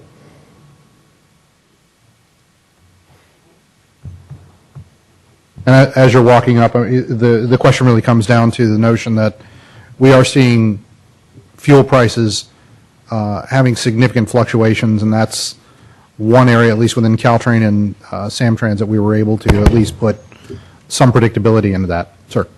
Well, good evening, Honorable Mayor, members of council. Just to introduce myself, my name is Mario Puccinelli, and I'm the General Manager of Recology San Mateo County. And Mr. Mayor, I'm going to have to get back to you on that. I do not have the answer as I stand here tonight in front of you. Terrific. And when you do that also, and I'm not going to ask for the question today, I do get a lot of emails about what is going on with biodiesel and how is that working. So I'll ask for that as a follow-on addition, that we would like to hear more about biodiesel fuel hedging and what's going on. Very good. Thank you. Mr. Mora. Any other questions? If not, I believe so. I think I see Pat Bell warming up, so let me go ahead and take public comment at this time. Pat Bell, you're recognized for 2 minutes. I just wanted to give you some history. Under the old contract, if I wanted another green can, I could either pay $60 for it or rent it for $3 a month. So if I was doing a big yard cleanup thing, you know, ripping out hedges and stuff, I could rent an extra can for 2 months or 3 months, whatever, and then give it back, and the $3 goes away. But if I wanted an extra can all the time, I could spend $60 and just buy it. So I look at it as the $3 a month is for the can. Now, if you're going to pay $60 for the can and then charge $3 a month, I think Randy's right. You're charging for recycling, and that becomes a philosophical problem.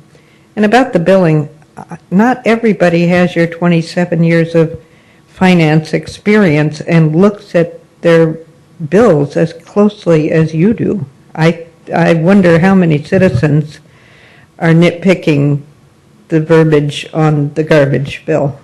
I think you're making a mountain out of a molehill here. Speaker yields her time. I would argue that nitpicking is actually pretty important to a lot of our citizens, and we take all those comments seriously. That stated, gentlemen, I would like a little discussion. What is the council's pleasure? Mr. The only question I have would be if council's interested in, and I could go either way. Again, I don't feel strongly based on Brian's alternative is to go with the $3 rate, leave it as is, or do they want to, include it in the overall general garbage rate?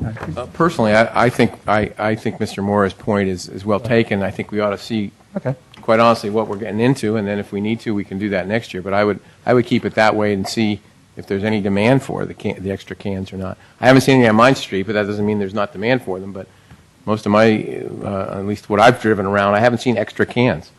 But there may be some in different places. Mr. Grocott? The only discussion I would have is, as I said when I was laying out my questions there, the idea of Prop 218 is a nice idea. It doesn't work when you've got this many ratepayers. You're not going to end up with 14,000 people sending letters saying we don't want our garbage rates increased.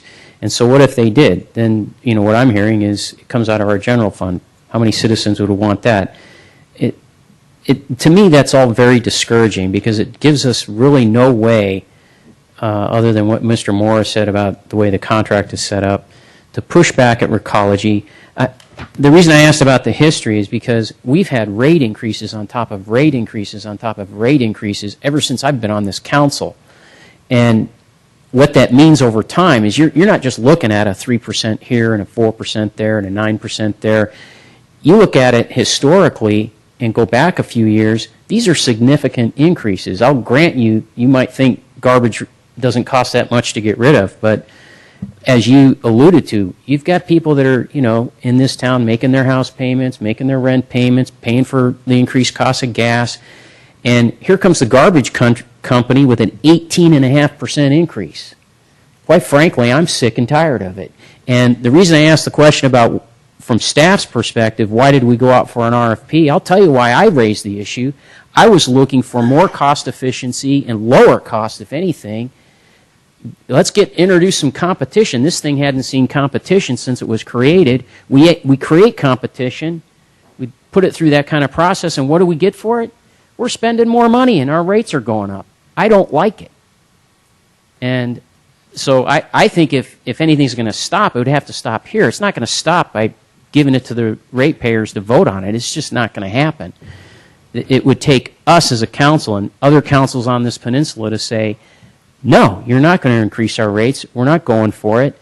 And go sharpen your pencil. But I don't hear any of that, so, I guess I'm a little alone here. I suppose of the options given, fine.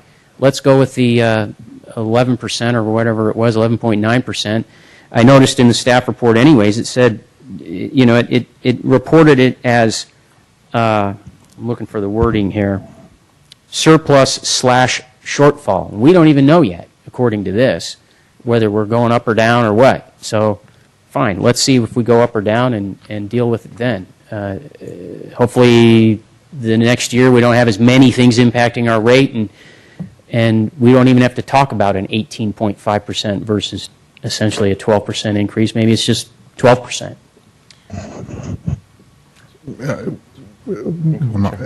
What I would want to add, I can agree to a point with Mr. Grocot's points. The continual raises of rates, nobody likes it. Nobody likes to vote for them. There are a couple of points that ought to be made. One, during this time of rate increases, there have been additional mandates placed on this city and placed on how we handle waste and what we had to do to maintain the law. That was number one. So it wasn't just we're doing the same thing over and over and over again. The garbage service we had in the 1960s is not what we have today and would be illegal. The second part is, as we have been increasing our rates, we have been increasing services. Because I have voted for those points, and it has caused discussion on the council, but among the things that at least I felt reasonable about voting for was, yes, this is $1 more, but you are getting another service. We started food scraps. There were some significant discussions on this council about, should we do it, should we not, and it ended up being a fairly popular program. The household hazardous waste, the last thing we do want is, these things are wonderfully energy efficient that we have above us. We don't want them going into the landfill. We don't want them in the groundwater. So these are things that we are learning and we are growing. And I absolutely do share your frustration that, frankly, I wish we could do it a little bit more efficiently, and I think we've got to get through this. That stated, Mr. Grisilli, you have... I was going to mention, when I started looking at this, I wasn't sure I wanted to put the 6.6% in this year. I was thinking to postpone it till next year. But the longer I kept thinking about it and what's going to be happening next year, and we're anticipating, I would think, at least 3 or 4 more % next year relative to the carryover of the cans and also to the balancing account and perhaps some other miscellaneous little items here. And I'm thinking maybe we should bite the bullet and go for the 18.5, and then we won't have to worry about the 6.6 next year, which will be sitting there. If we add 3 or 4 points next year, it'll be 10% next year. If we don't, it'll hopefully, and I can't predict, but it'll be hopefully in single digits and not double digits. Is that a motion? I would like to make a motion that we increase our rates, or that, pardon me, let me make sure city attorney doesn't hammer me here. Let me look back here and see what I'm supposed to do. Authorize the city clerk to issue the attached notice of hearing for increased rates in the amount of 18.5% for both residential and commercial solid waste collection services pursuant to Proposition 218, and to hold such hearing on May 23rd, 2011. Mr. Rubens, did I do that properly? Yes, Right. you did. That's my motion. And I will second that motion. Any further discussion? Seeing none, roll call, please. Councilmember Grisilli? Yes. Councilmember Grocott? No. Councilmember Royce? Yes. Mayor Ahmad? Yes. Moving to new business, gentlemen, if there is no objection, I'd like to switch items B and D Mr. Mayor, I would ask that you move switch A and D. Switch A and D? Is I there any would like to objection? do- I would like to move D up. Without objection, we'll move that. Mr. Rubens, you are reporting on item 9D, consideration of approving employment agreement with Jeff Malpe for position of city manager.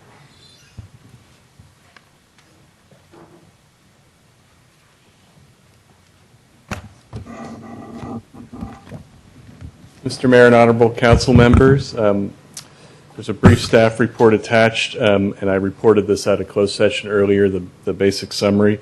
You have on this item of your agenda the city manager employment agreement for Mr. Jeff Malpe. For those who didn't hear before, the basic points of the contract are a salary of annual salary of $197,000.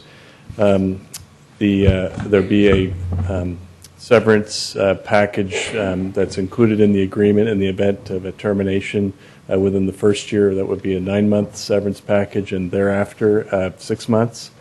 The contract does not have a term. There will be an automobile allowance of $250 per month, and there is the general management benefit package that applies to Mr. Malpe. That's the summary of the terms of the contract. I'm here with any question to answer any questions you may have.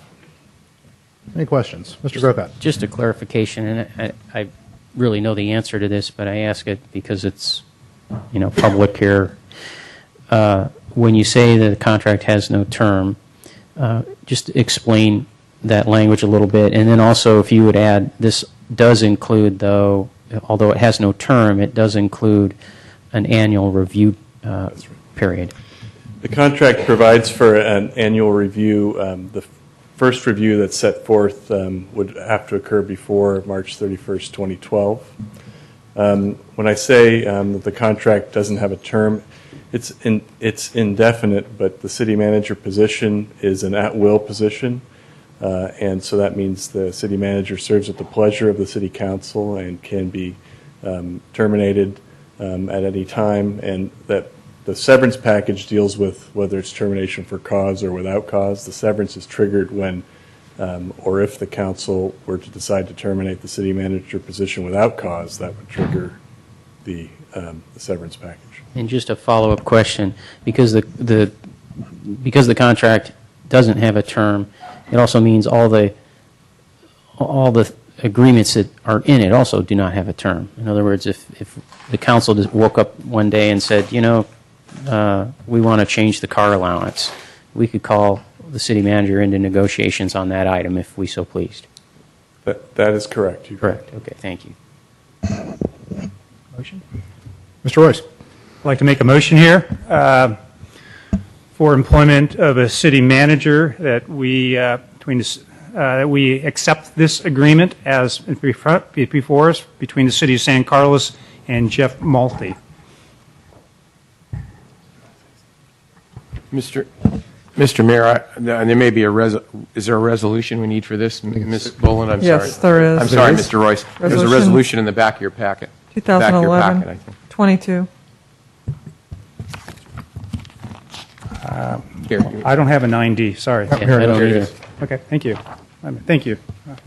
Before you proceed, this is a matter that you could open up for public. I know maybe you didn't get any slips, but There are no slips at this time. Mr. Royce. Okay, this resolution number 2011- 22.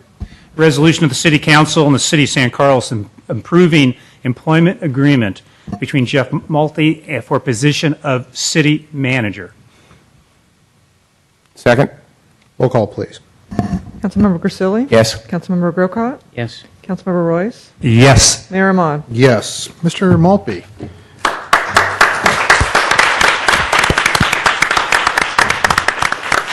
It appears you've got a few family members. Do you want to point them out real quickly? Yes, I do. My mom is here. My mom, Sandy Mason. Thanks for coming. Her husband, Dan, couldn't make it this evening, unfortunately. She's sitting next to my daughter, Ella. Hi, Ella. And behind her is my mother-in-law in the red coat there, Patricia Marquez, my daughter, Emma, my wife, Shauna, Greta Maltby, my father's wife, and John Maltby, my dad. That's terrific. Mr. Maltby, will you join me? And if there are any family members at the podium, please.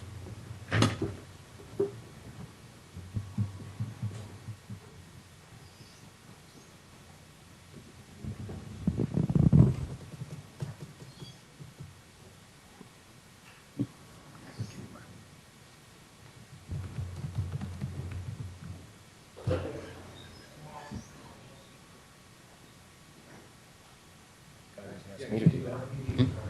I didn't ask me to take a picture.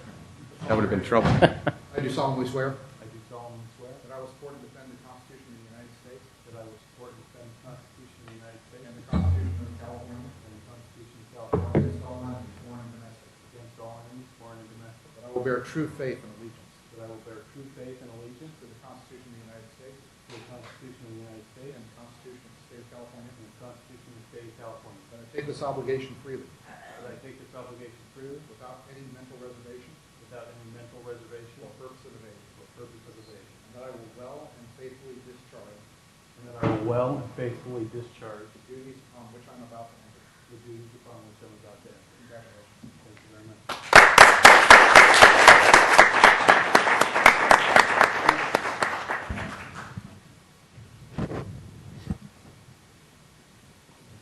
We'll take a quick 5-minute recess, and we'll be back just in 5 minutes.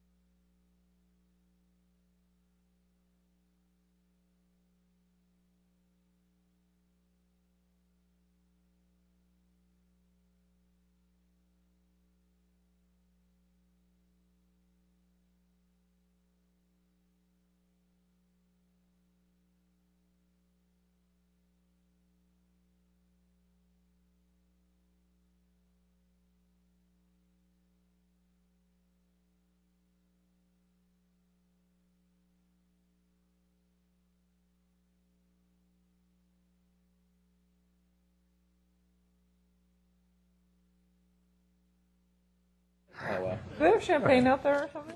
Clearly. I think there's just a couple more photos, so. Well, we'll bring the meeting back to order.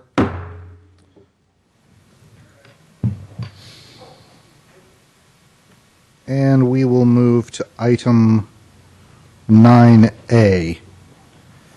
Consideration of setting a public hearing on May 23rd, 2011 pursuant to Prop 218 to consider increase of 7% for residential and commercial wastewater services. Director Weil, good evening again. Yes. Take me just a moment to bring the presentation up here.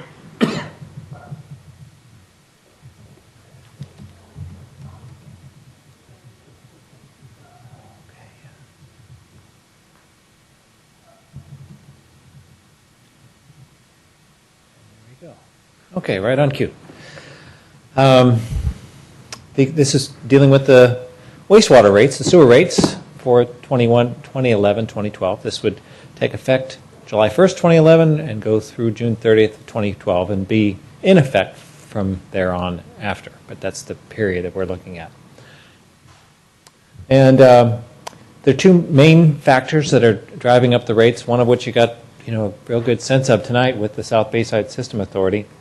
Due to the size of that capital program, pay-as-you-go financing it wasn't going to work. So basically we're dealing with bond financing in order to deal with those costs. And about $65 million worth of bonds have been issued so far, but more are upcoming.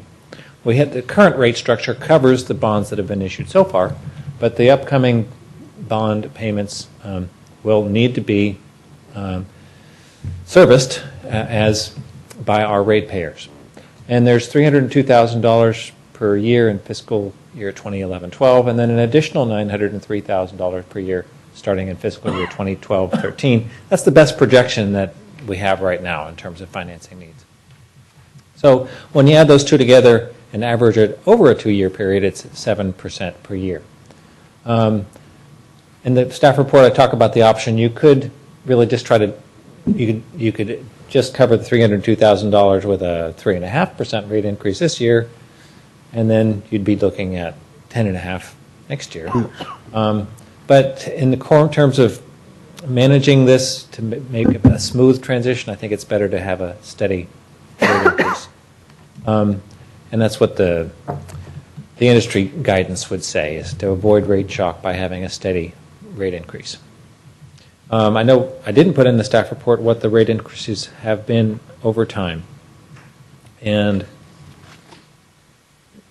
it's been 7% for the last 2 years, so that's been a steady rate. Prior to that, there was a 3-year rate increase of 54%. So starting in 2006, 2007, for 2 years after that, that was all at one time a 54% rate increase, then 7% in 09-10, and 7% in 10-11.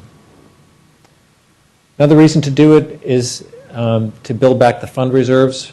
Reserves were depleted by $1.6 million to deal with complying with the Baykeeper consent decree last year.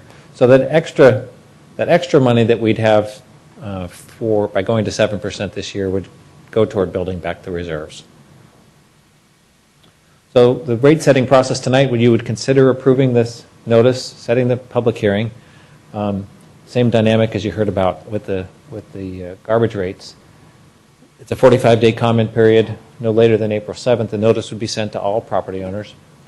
And then on May 23rd, same date as the sewer, you would have a public hearing to consider the protests. And in this case, the rates are set by ordinance. So there would be a first reading of an ordinance. If it was approved, then the actual ordinance would be approved on June 13th. And then that's kind of just in time because we need to get the annual levy ready to go to the tax assessor. They need that by August 1st. And then the county assessor places the sewer taxes on the tax roll, and the sewer charges are paid with the property tax payments. So these are the rates that are proposed. It's just a flat 7% increase across the board. So we do go from $561 to $601 per year for a single-family residence. And that's actually, that rate applies to single-family residences, apartments, even hotel rooms pay that same per dwelling unit rate. Then this CCF stands for 100 cubic feet. The rest of these are basically based on water use. All the commercial and industrial rates are based on water use. And, those are all at a 7% rate increase as well. These acronyms down here, this stands for biological oxygen demand and suspended solids.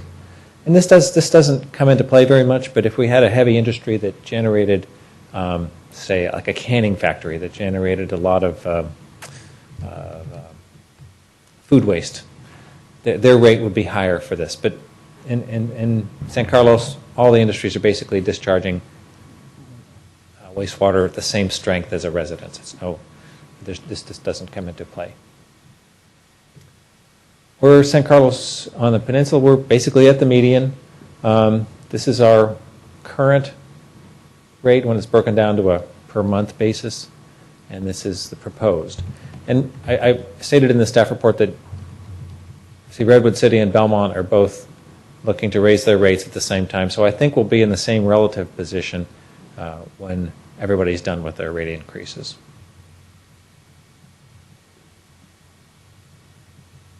It seems like the Santa Clara County cities tend to be able to keep their rates lower. The San Mateo County cities seem to be higher on average. But what are we doing to hold down costs? And I know as a representative of the ratepayers, that'd be of real importance to you. Well, you saw about the South Bayside System Authority capital program, and I want to assure you that it's not on autopilot. That's one of the risks with the Joint Powers Authority is, they have their own governing board of some kind. In this case, it's a commission. And, they just, there's not a whole lot of accountability. But I can tell you that all of the member agencies show up at a monthly technical meeting where we review their capital program. And, as engineers, we're probably really tough critics on other engineers. And we look at what they're doing and make sure that it makes sense. And I can tell you from my point of view, what they're doing is very effective, as you yourself observed when they had their presentation. What I look for is that everything's well coordinated, and it's exceptional how much they have going on without working at cross purposes. That's very difficult to do, and I think they are doing quite well, and delivering good value for us as ratepayers. I put in the staff report the employee contract givebacks that have all been completely negotiated now. Those do hold down the sewer rates in addition to holding down our general fund costs. The entire sewer system right now is being mapped, cleaned, and inspected. I'm talking about the sewer collection system. So, and that's new. We haven't ever done that before. We've had maps, but the maps were notoriously out of date. Our guys would go out to service a particular area and, this manhole's not where we thought it was. And they'd have to spend time looking for it. And this is really the first step toward getting on top of your system and really knowing, becoming more efficient at maintaining and operating your system. So, and that next step, the computerized maintenance management system, ties right in with that. Once we have this system mapped and we know what condition it is, we can be smarter about how often we have to clean, inspect, repair. We can prioritize our repairs to make sure that they're the most effective and most needed. And I think I'm really confident that over the long run we can contain these costs and really become much more efficient at our maintenance and operation of our system using these two tools. Lastly, we in implementing the computerized maintenance management system, we used a management consultant to do that. And he's been very helpful. Harry Lork, he came to talk to you about 6 months ago, I think. And he's given us a tool which we're about to implement, which will help me look at a regular basis on what tasks that we do can best be done by in-house and which can best be contracted out. So he's got some decision-making tools in there, and he has actual real data about what things should cost. He's done benchmarking studies of other agencies about what it should cost us to do certain things. So we have a good data to work with, a good tool to use, and we will be putting that into use. You'll be hearing more about that when he comes back we've got him set up for a presentation in July, in which he's going to give you data from our first 6 months of our computerized maintenance management system. He'll tell you how that's going for us. So recommendation is to, as stated here, we are recommending the 7% this year, but that would be an option to scale it back to a lesser amount if you wanted to do less this year and more next year. Be glad to answer any questions. Gentlemen, Mr. Grocott? I have a few questions. When we did the really high rate increase, I think that was, I believe Mr. Grisilli was on the council then, and he commented about, let's blend these, flatten that out. So that happened, that was history, but it was a moment in history, if I understand that correctly. Would you say that's true? It was 54% from increase from 06-07, 07-08, and 08-09. It was all done at once, and it was adopted, I think, in 06. So I guess my point is, to the question is, we've made, it sounds to me then like the staff has responded to what they heard from here regarding, for years we held off on rate increases, and then all of a sudden we get banged over the head with a 54%, and the word from the dais was, let's level these things out. And if I hear correctly, that policy's been taken up. That's right. That's right. And another thing I've been strategizing on is doing rate increases 1 year at a time, but trying to keep them steady. On SBSA, they had a pretty ambitious program, and they told it, if we had believed them how fast they were going to spend money 2 years ago, we would have been raising rates 9% a year. And I thought, well, being an engineer, I think things are going to take a little longer than they think. And so I thought, well, I'm not going to jump right out and increase rates to cover the financing as they then projected it. And I think that was wise to do. Just that extra couple percent lower, I think, makes a difference for the community. Yeah, it does. Yeah. I agree. You had talked about rebuilding reserves, and what I didn't see is what the policy is on reserves. Is there a certain percentage that they try to maintain, and if so, what is that percentage? Well, the Water Environment Foundation, which publishes a book called Financing and Charges for Wastewater Systems, they recommend a 3-month operating reserve. And we actually have that right now. So we've met their recommendation. I feel more comfortable having a little bit more than the minimum, but we do meet the minimum right now. So right now, even without replenishing it, we're there. What we're asking to do is go a little bit above what you consider the minimum. Okay. By a percent, or? Well, let's see. How much? We would have. You're talking about putting in another $1 million, basically, 1.16 or something? See, would be the difference between, let's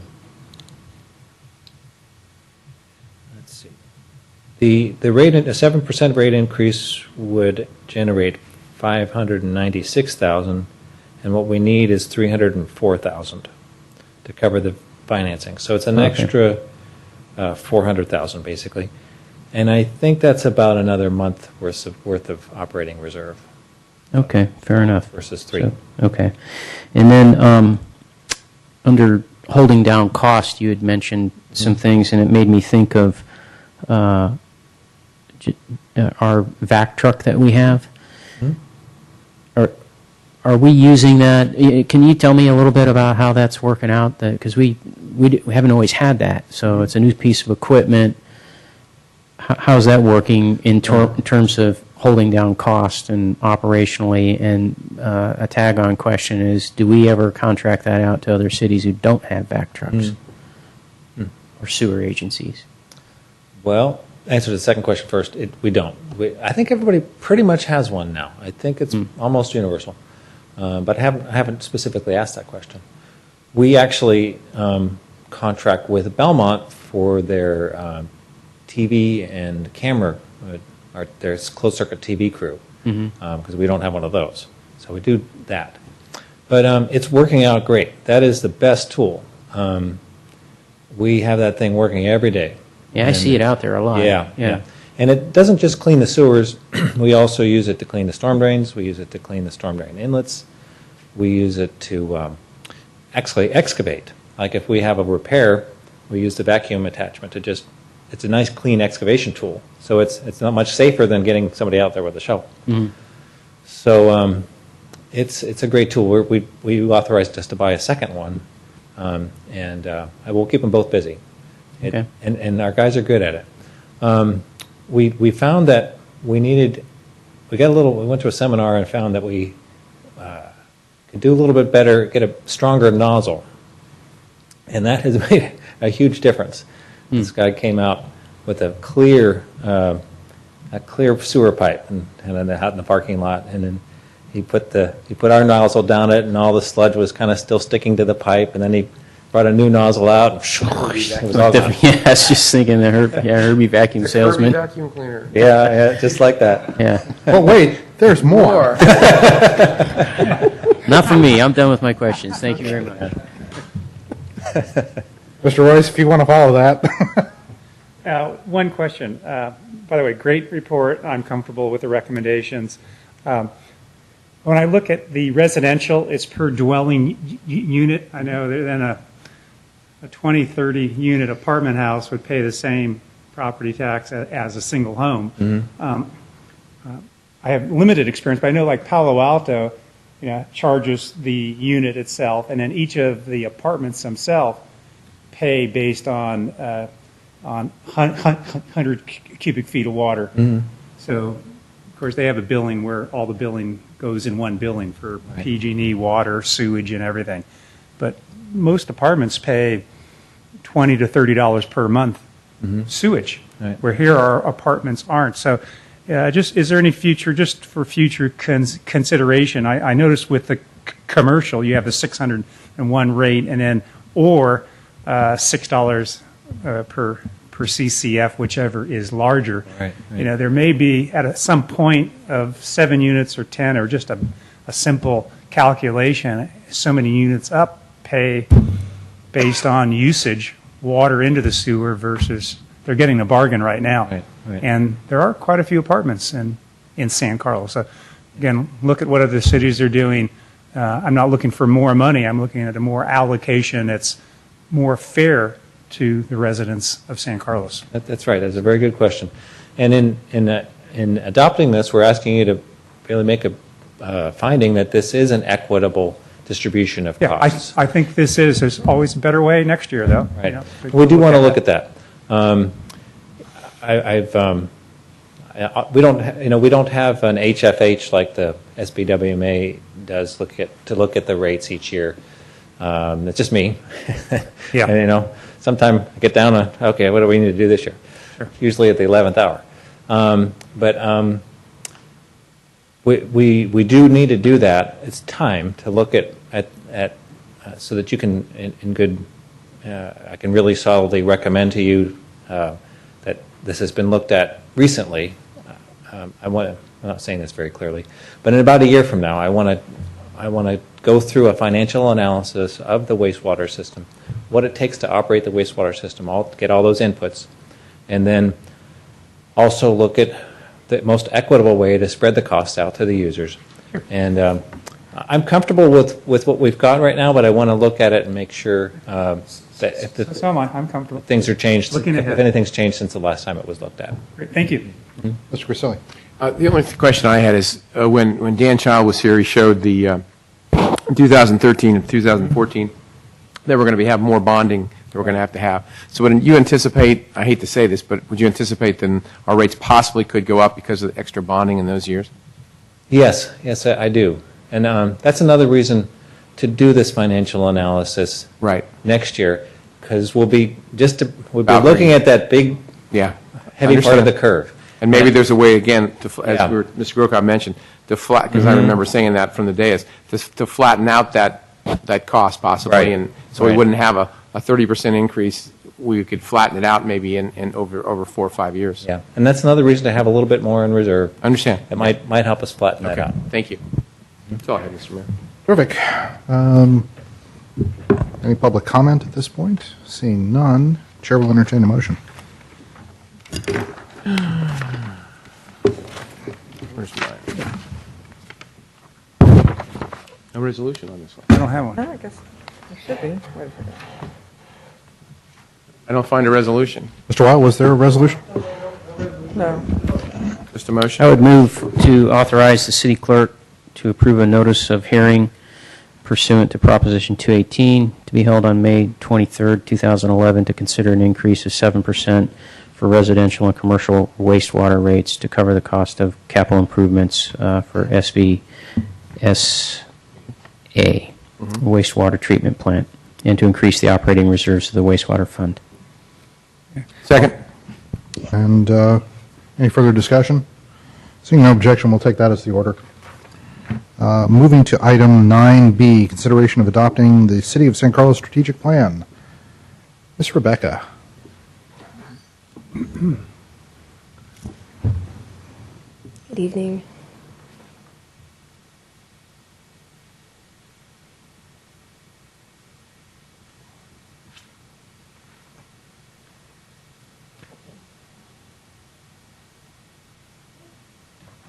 Good evening, Mayor and City Council. Rebecca Mendenhall, Administrative Services Director. On Friday, February 18th, 2011, the City Council met with the City Manager and Department Directors for the 11th time to discuss to review the City's mission statement, the vision statement, the 3-year strategic goals, and to develop new 6-month objectives. So I'll quickly go through these. The mission statement, states why we exist and to whom we serve. So the City of San Carlos provides high-quality services and facilities in a fiscally sustainable, responsive, and friendly manner to foster a safe and healthy community. Our vision statement, this is a vivid, descriptive image of the future, what we believe the city will become. By 2012, the City of San Carlos will be a vibrant and thriving home to and destination for individuals, families, and businesses. And then these are our core values. These are what we value, recognize, and reward. These are strongly held beliefs that are freely chosen, publicly affirmed, and acted upon with consistency and repetition. These are not in priority order. Fiscal responsibility and sustainability, protecting our environment, strategic thinking and planning for the future, high ethical standards, community involvement, high quality customer service, and a strong sense of community and public safety. So these are 3-year goals that were identified in 2009. These are what we need to accomplish to be consistent with our mission and our vision. Once again, these are not in priority order. Plan for and implement long-term financial sustainability, provide effective and sustainable public safety, manage effectively the infrastructure and facilities, enhance community awareness, involvement, and engagement, preserve and enhance our distinct community character. So the following slides will reflect a complete list of our objectives for the next 6 months. As part of the strategic planning process, we're requested to read each of these into the record. So if the council would like, I can read each of these, or it's at your pleasure. Let's go through it. Okay. Well, not in detail. Let's go through a high overview. All right. So for our first 3-year goal is to plan and implement long-term financial stability.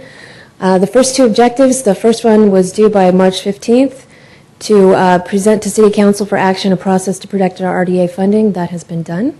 The second one, also by March 15th, to respond to a request to administer Half Moon Bay Parks and Recreation Services. That's also been done. By June 30th, we are going to present to Council the city's unfunded liabilities and recommend to you consideration strategies to address these obligations. By June 30th, report to City Council on progress on marketing and branding implementation. By 8/15/11, complete the salary and benefit reduction proposals for all labor groups. And a future objective with no defined date as of yet is to investigate other opportunities for offering retirement and benefits and report on the status of the investigations to City Council. Can we interject here as we go along, or how do you want to Sure, do this? Mr. Grocott. On item 3, I would ask the council to consider the comments I made earlier about the CalPERS rate. Maybe that's the time to include any kind of reporting back. Not that it couldn't be done before then, but at least by that date. And it could be included with this report on unfunded liabilities, because it's certainly integral to some extent. I'm seeing Mr. Maltby and Ms. Mendenhall nodding and making that note. Yes. Thank you. Okay. Please continue. And Councilmember Grocott, the meeting is tomorrow. Tomorrow. The PERS Okay. board meeting is tomorrow. Do we have any staff going to that, or how are we tuning into that? I believe there'll be a report out tomorrow afternoon. Okay, thank you.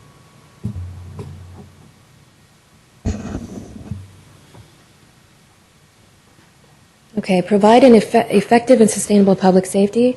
Monthly, we'll provide you reports regarding the dissolution process and the current fire JPA and future options for our fire and emergency services.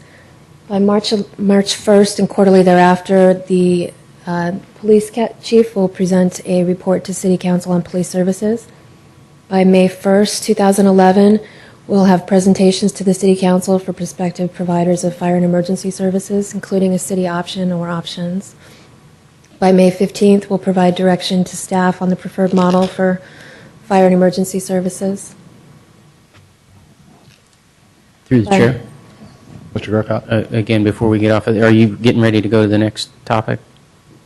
Will be, yeah. Are you still on We can go back. fire safety?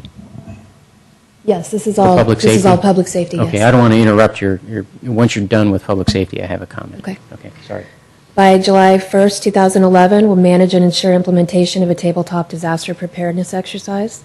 By July 15, 2011, participate in and give a progress report to the City Council members on discussions regarding the regionalization of police, fire, hazmat, and EMS emergency services. And by August 1st, present a plan to City Council on moving police dispatch to the county. Mr. Grocott.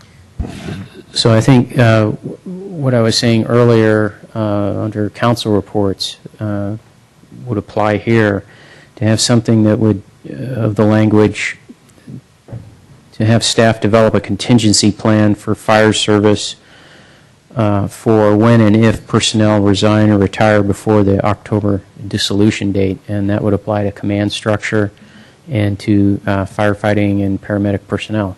Yeah, through the chair, I was just going to make one comment about that on the fire marshal. The fire marshal is currently shared between the fire JPA and Redwood City. So the fact that that individual is moving from the fire JPA to Redwood City, the net effect is we'll have the same individual providing service both now and after his transfer to the other agency, just as a point of information. Thank you. Ms. Mendenhall. All right, our third goal is to manage effectively the infrastructure and facilities. Excuse me, through the chair, I'm sorry to interrupt, but did we want to have any discussion on that, or do we not want to have a plan like that, or what do Not we- at this moment. If we can go ahead and get through, I appreciate the comment, and we'll come back to that. Okay, very good. By March 15th, submit a revitalization project proposal for all of El Camino Real, the CCAG, for consideration as part of the Regional Transportation Plan. At the March 28th of the next council meeting, we'll propose to the City Council for consideration a contract to purchase and provide an implementation for the new city permitting software system. By June 15th, we'll prepare a budget proposal for a civic facilities master plan. And a future objective with the date to be determined is to invite at least 3 community organizations to participate in the current project to identify barriers to city services and programs for people with disabilities.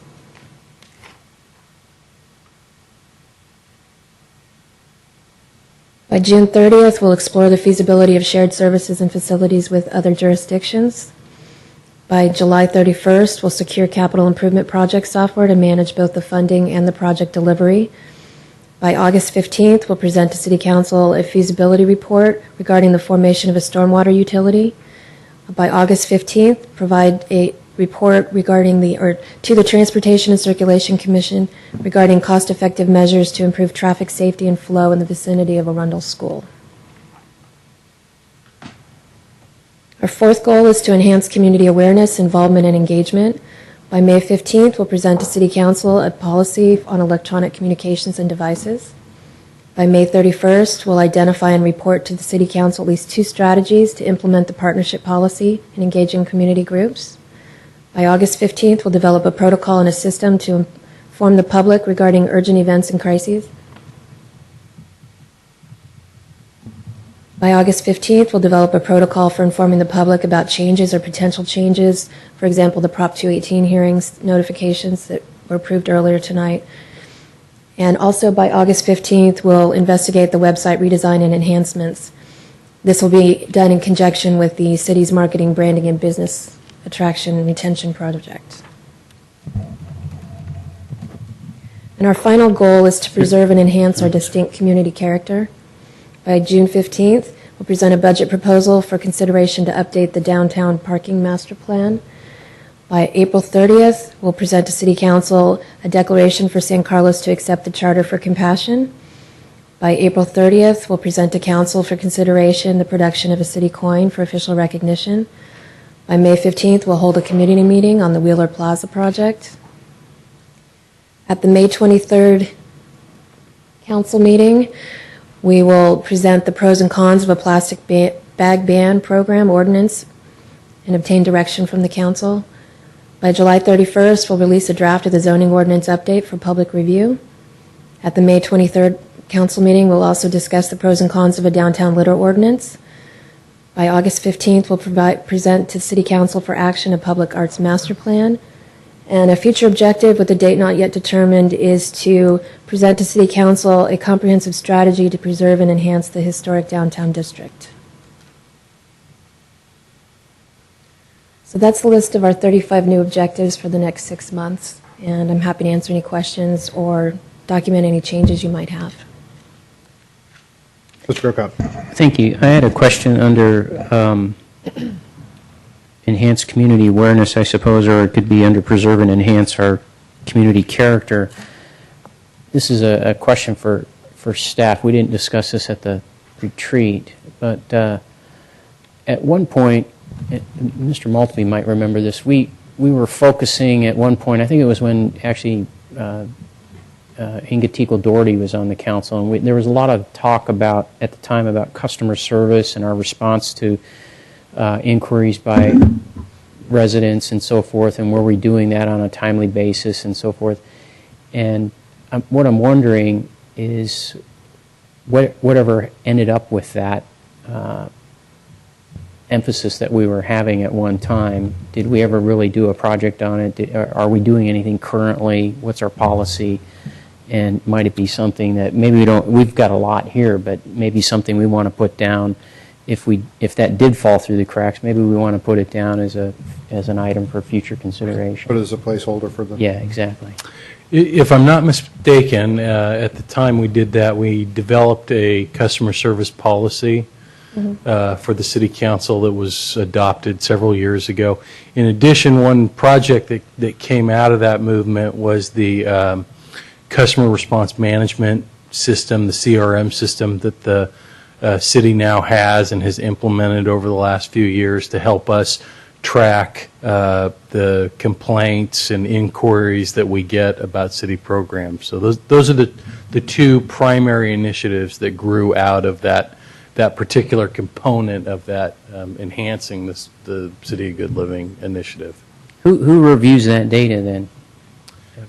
It's sort of set up to automatically notify supervisors and department directors and escalates to the city manager for review. We have dashboard review. We can actually pull together data and make an annual report to the city. If that's a objective you'd like to add to the plan, we could probably do that over the summer.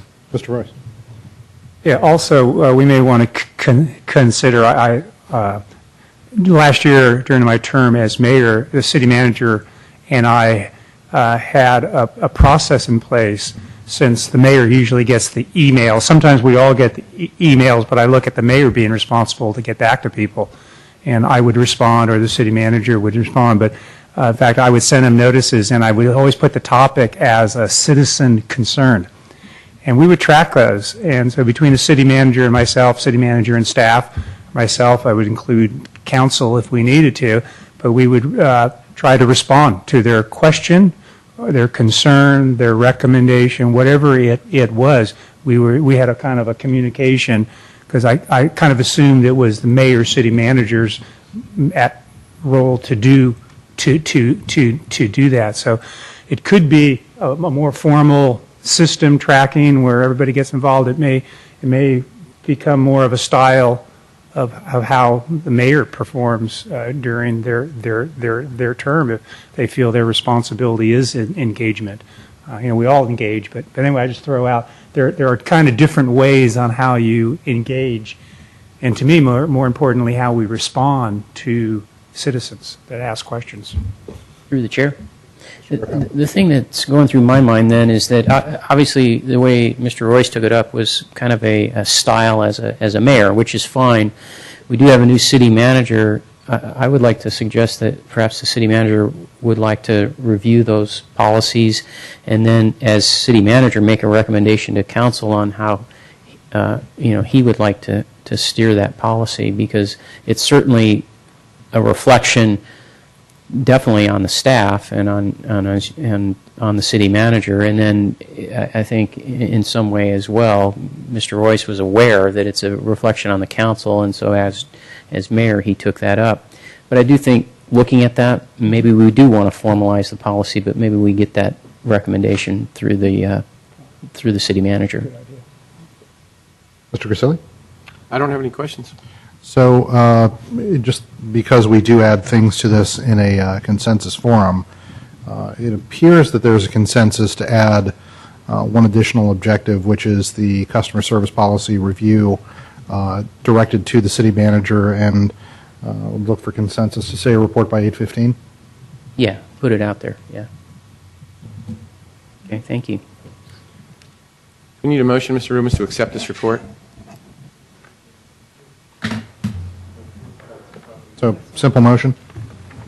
Make a motion that we adopt, I guess is the choices we have here, adopt the strategic plan as amended.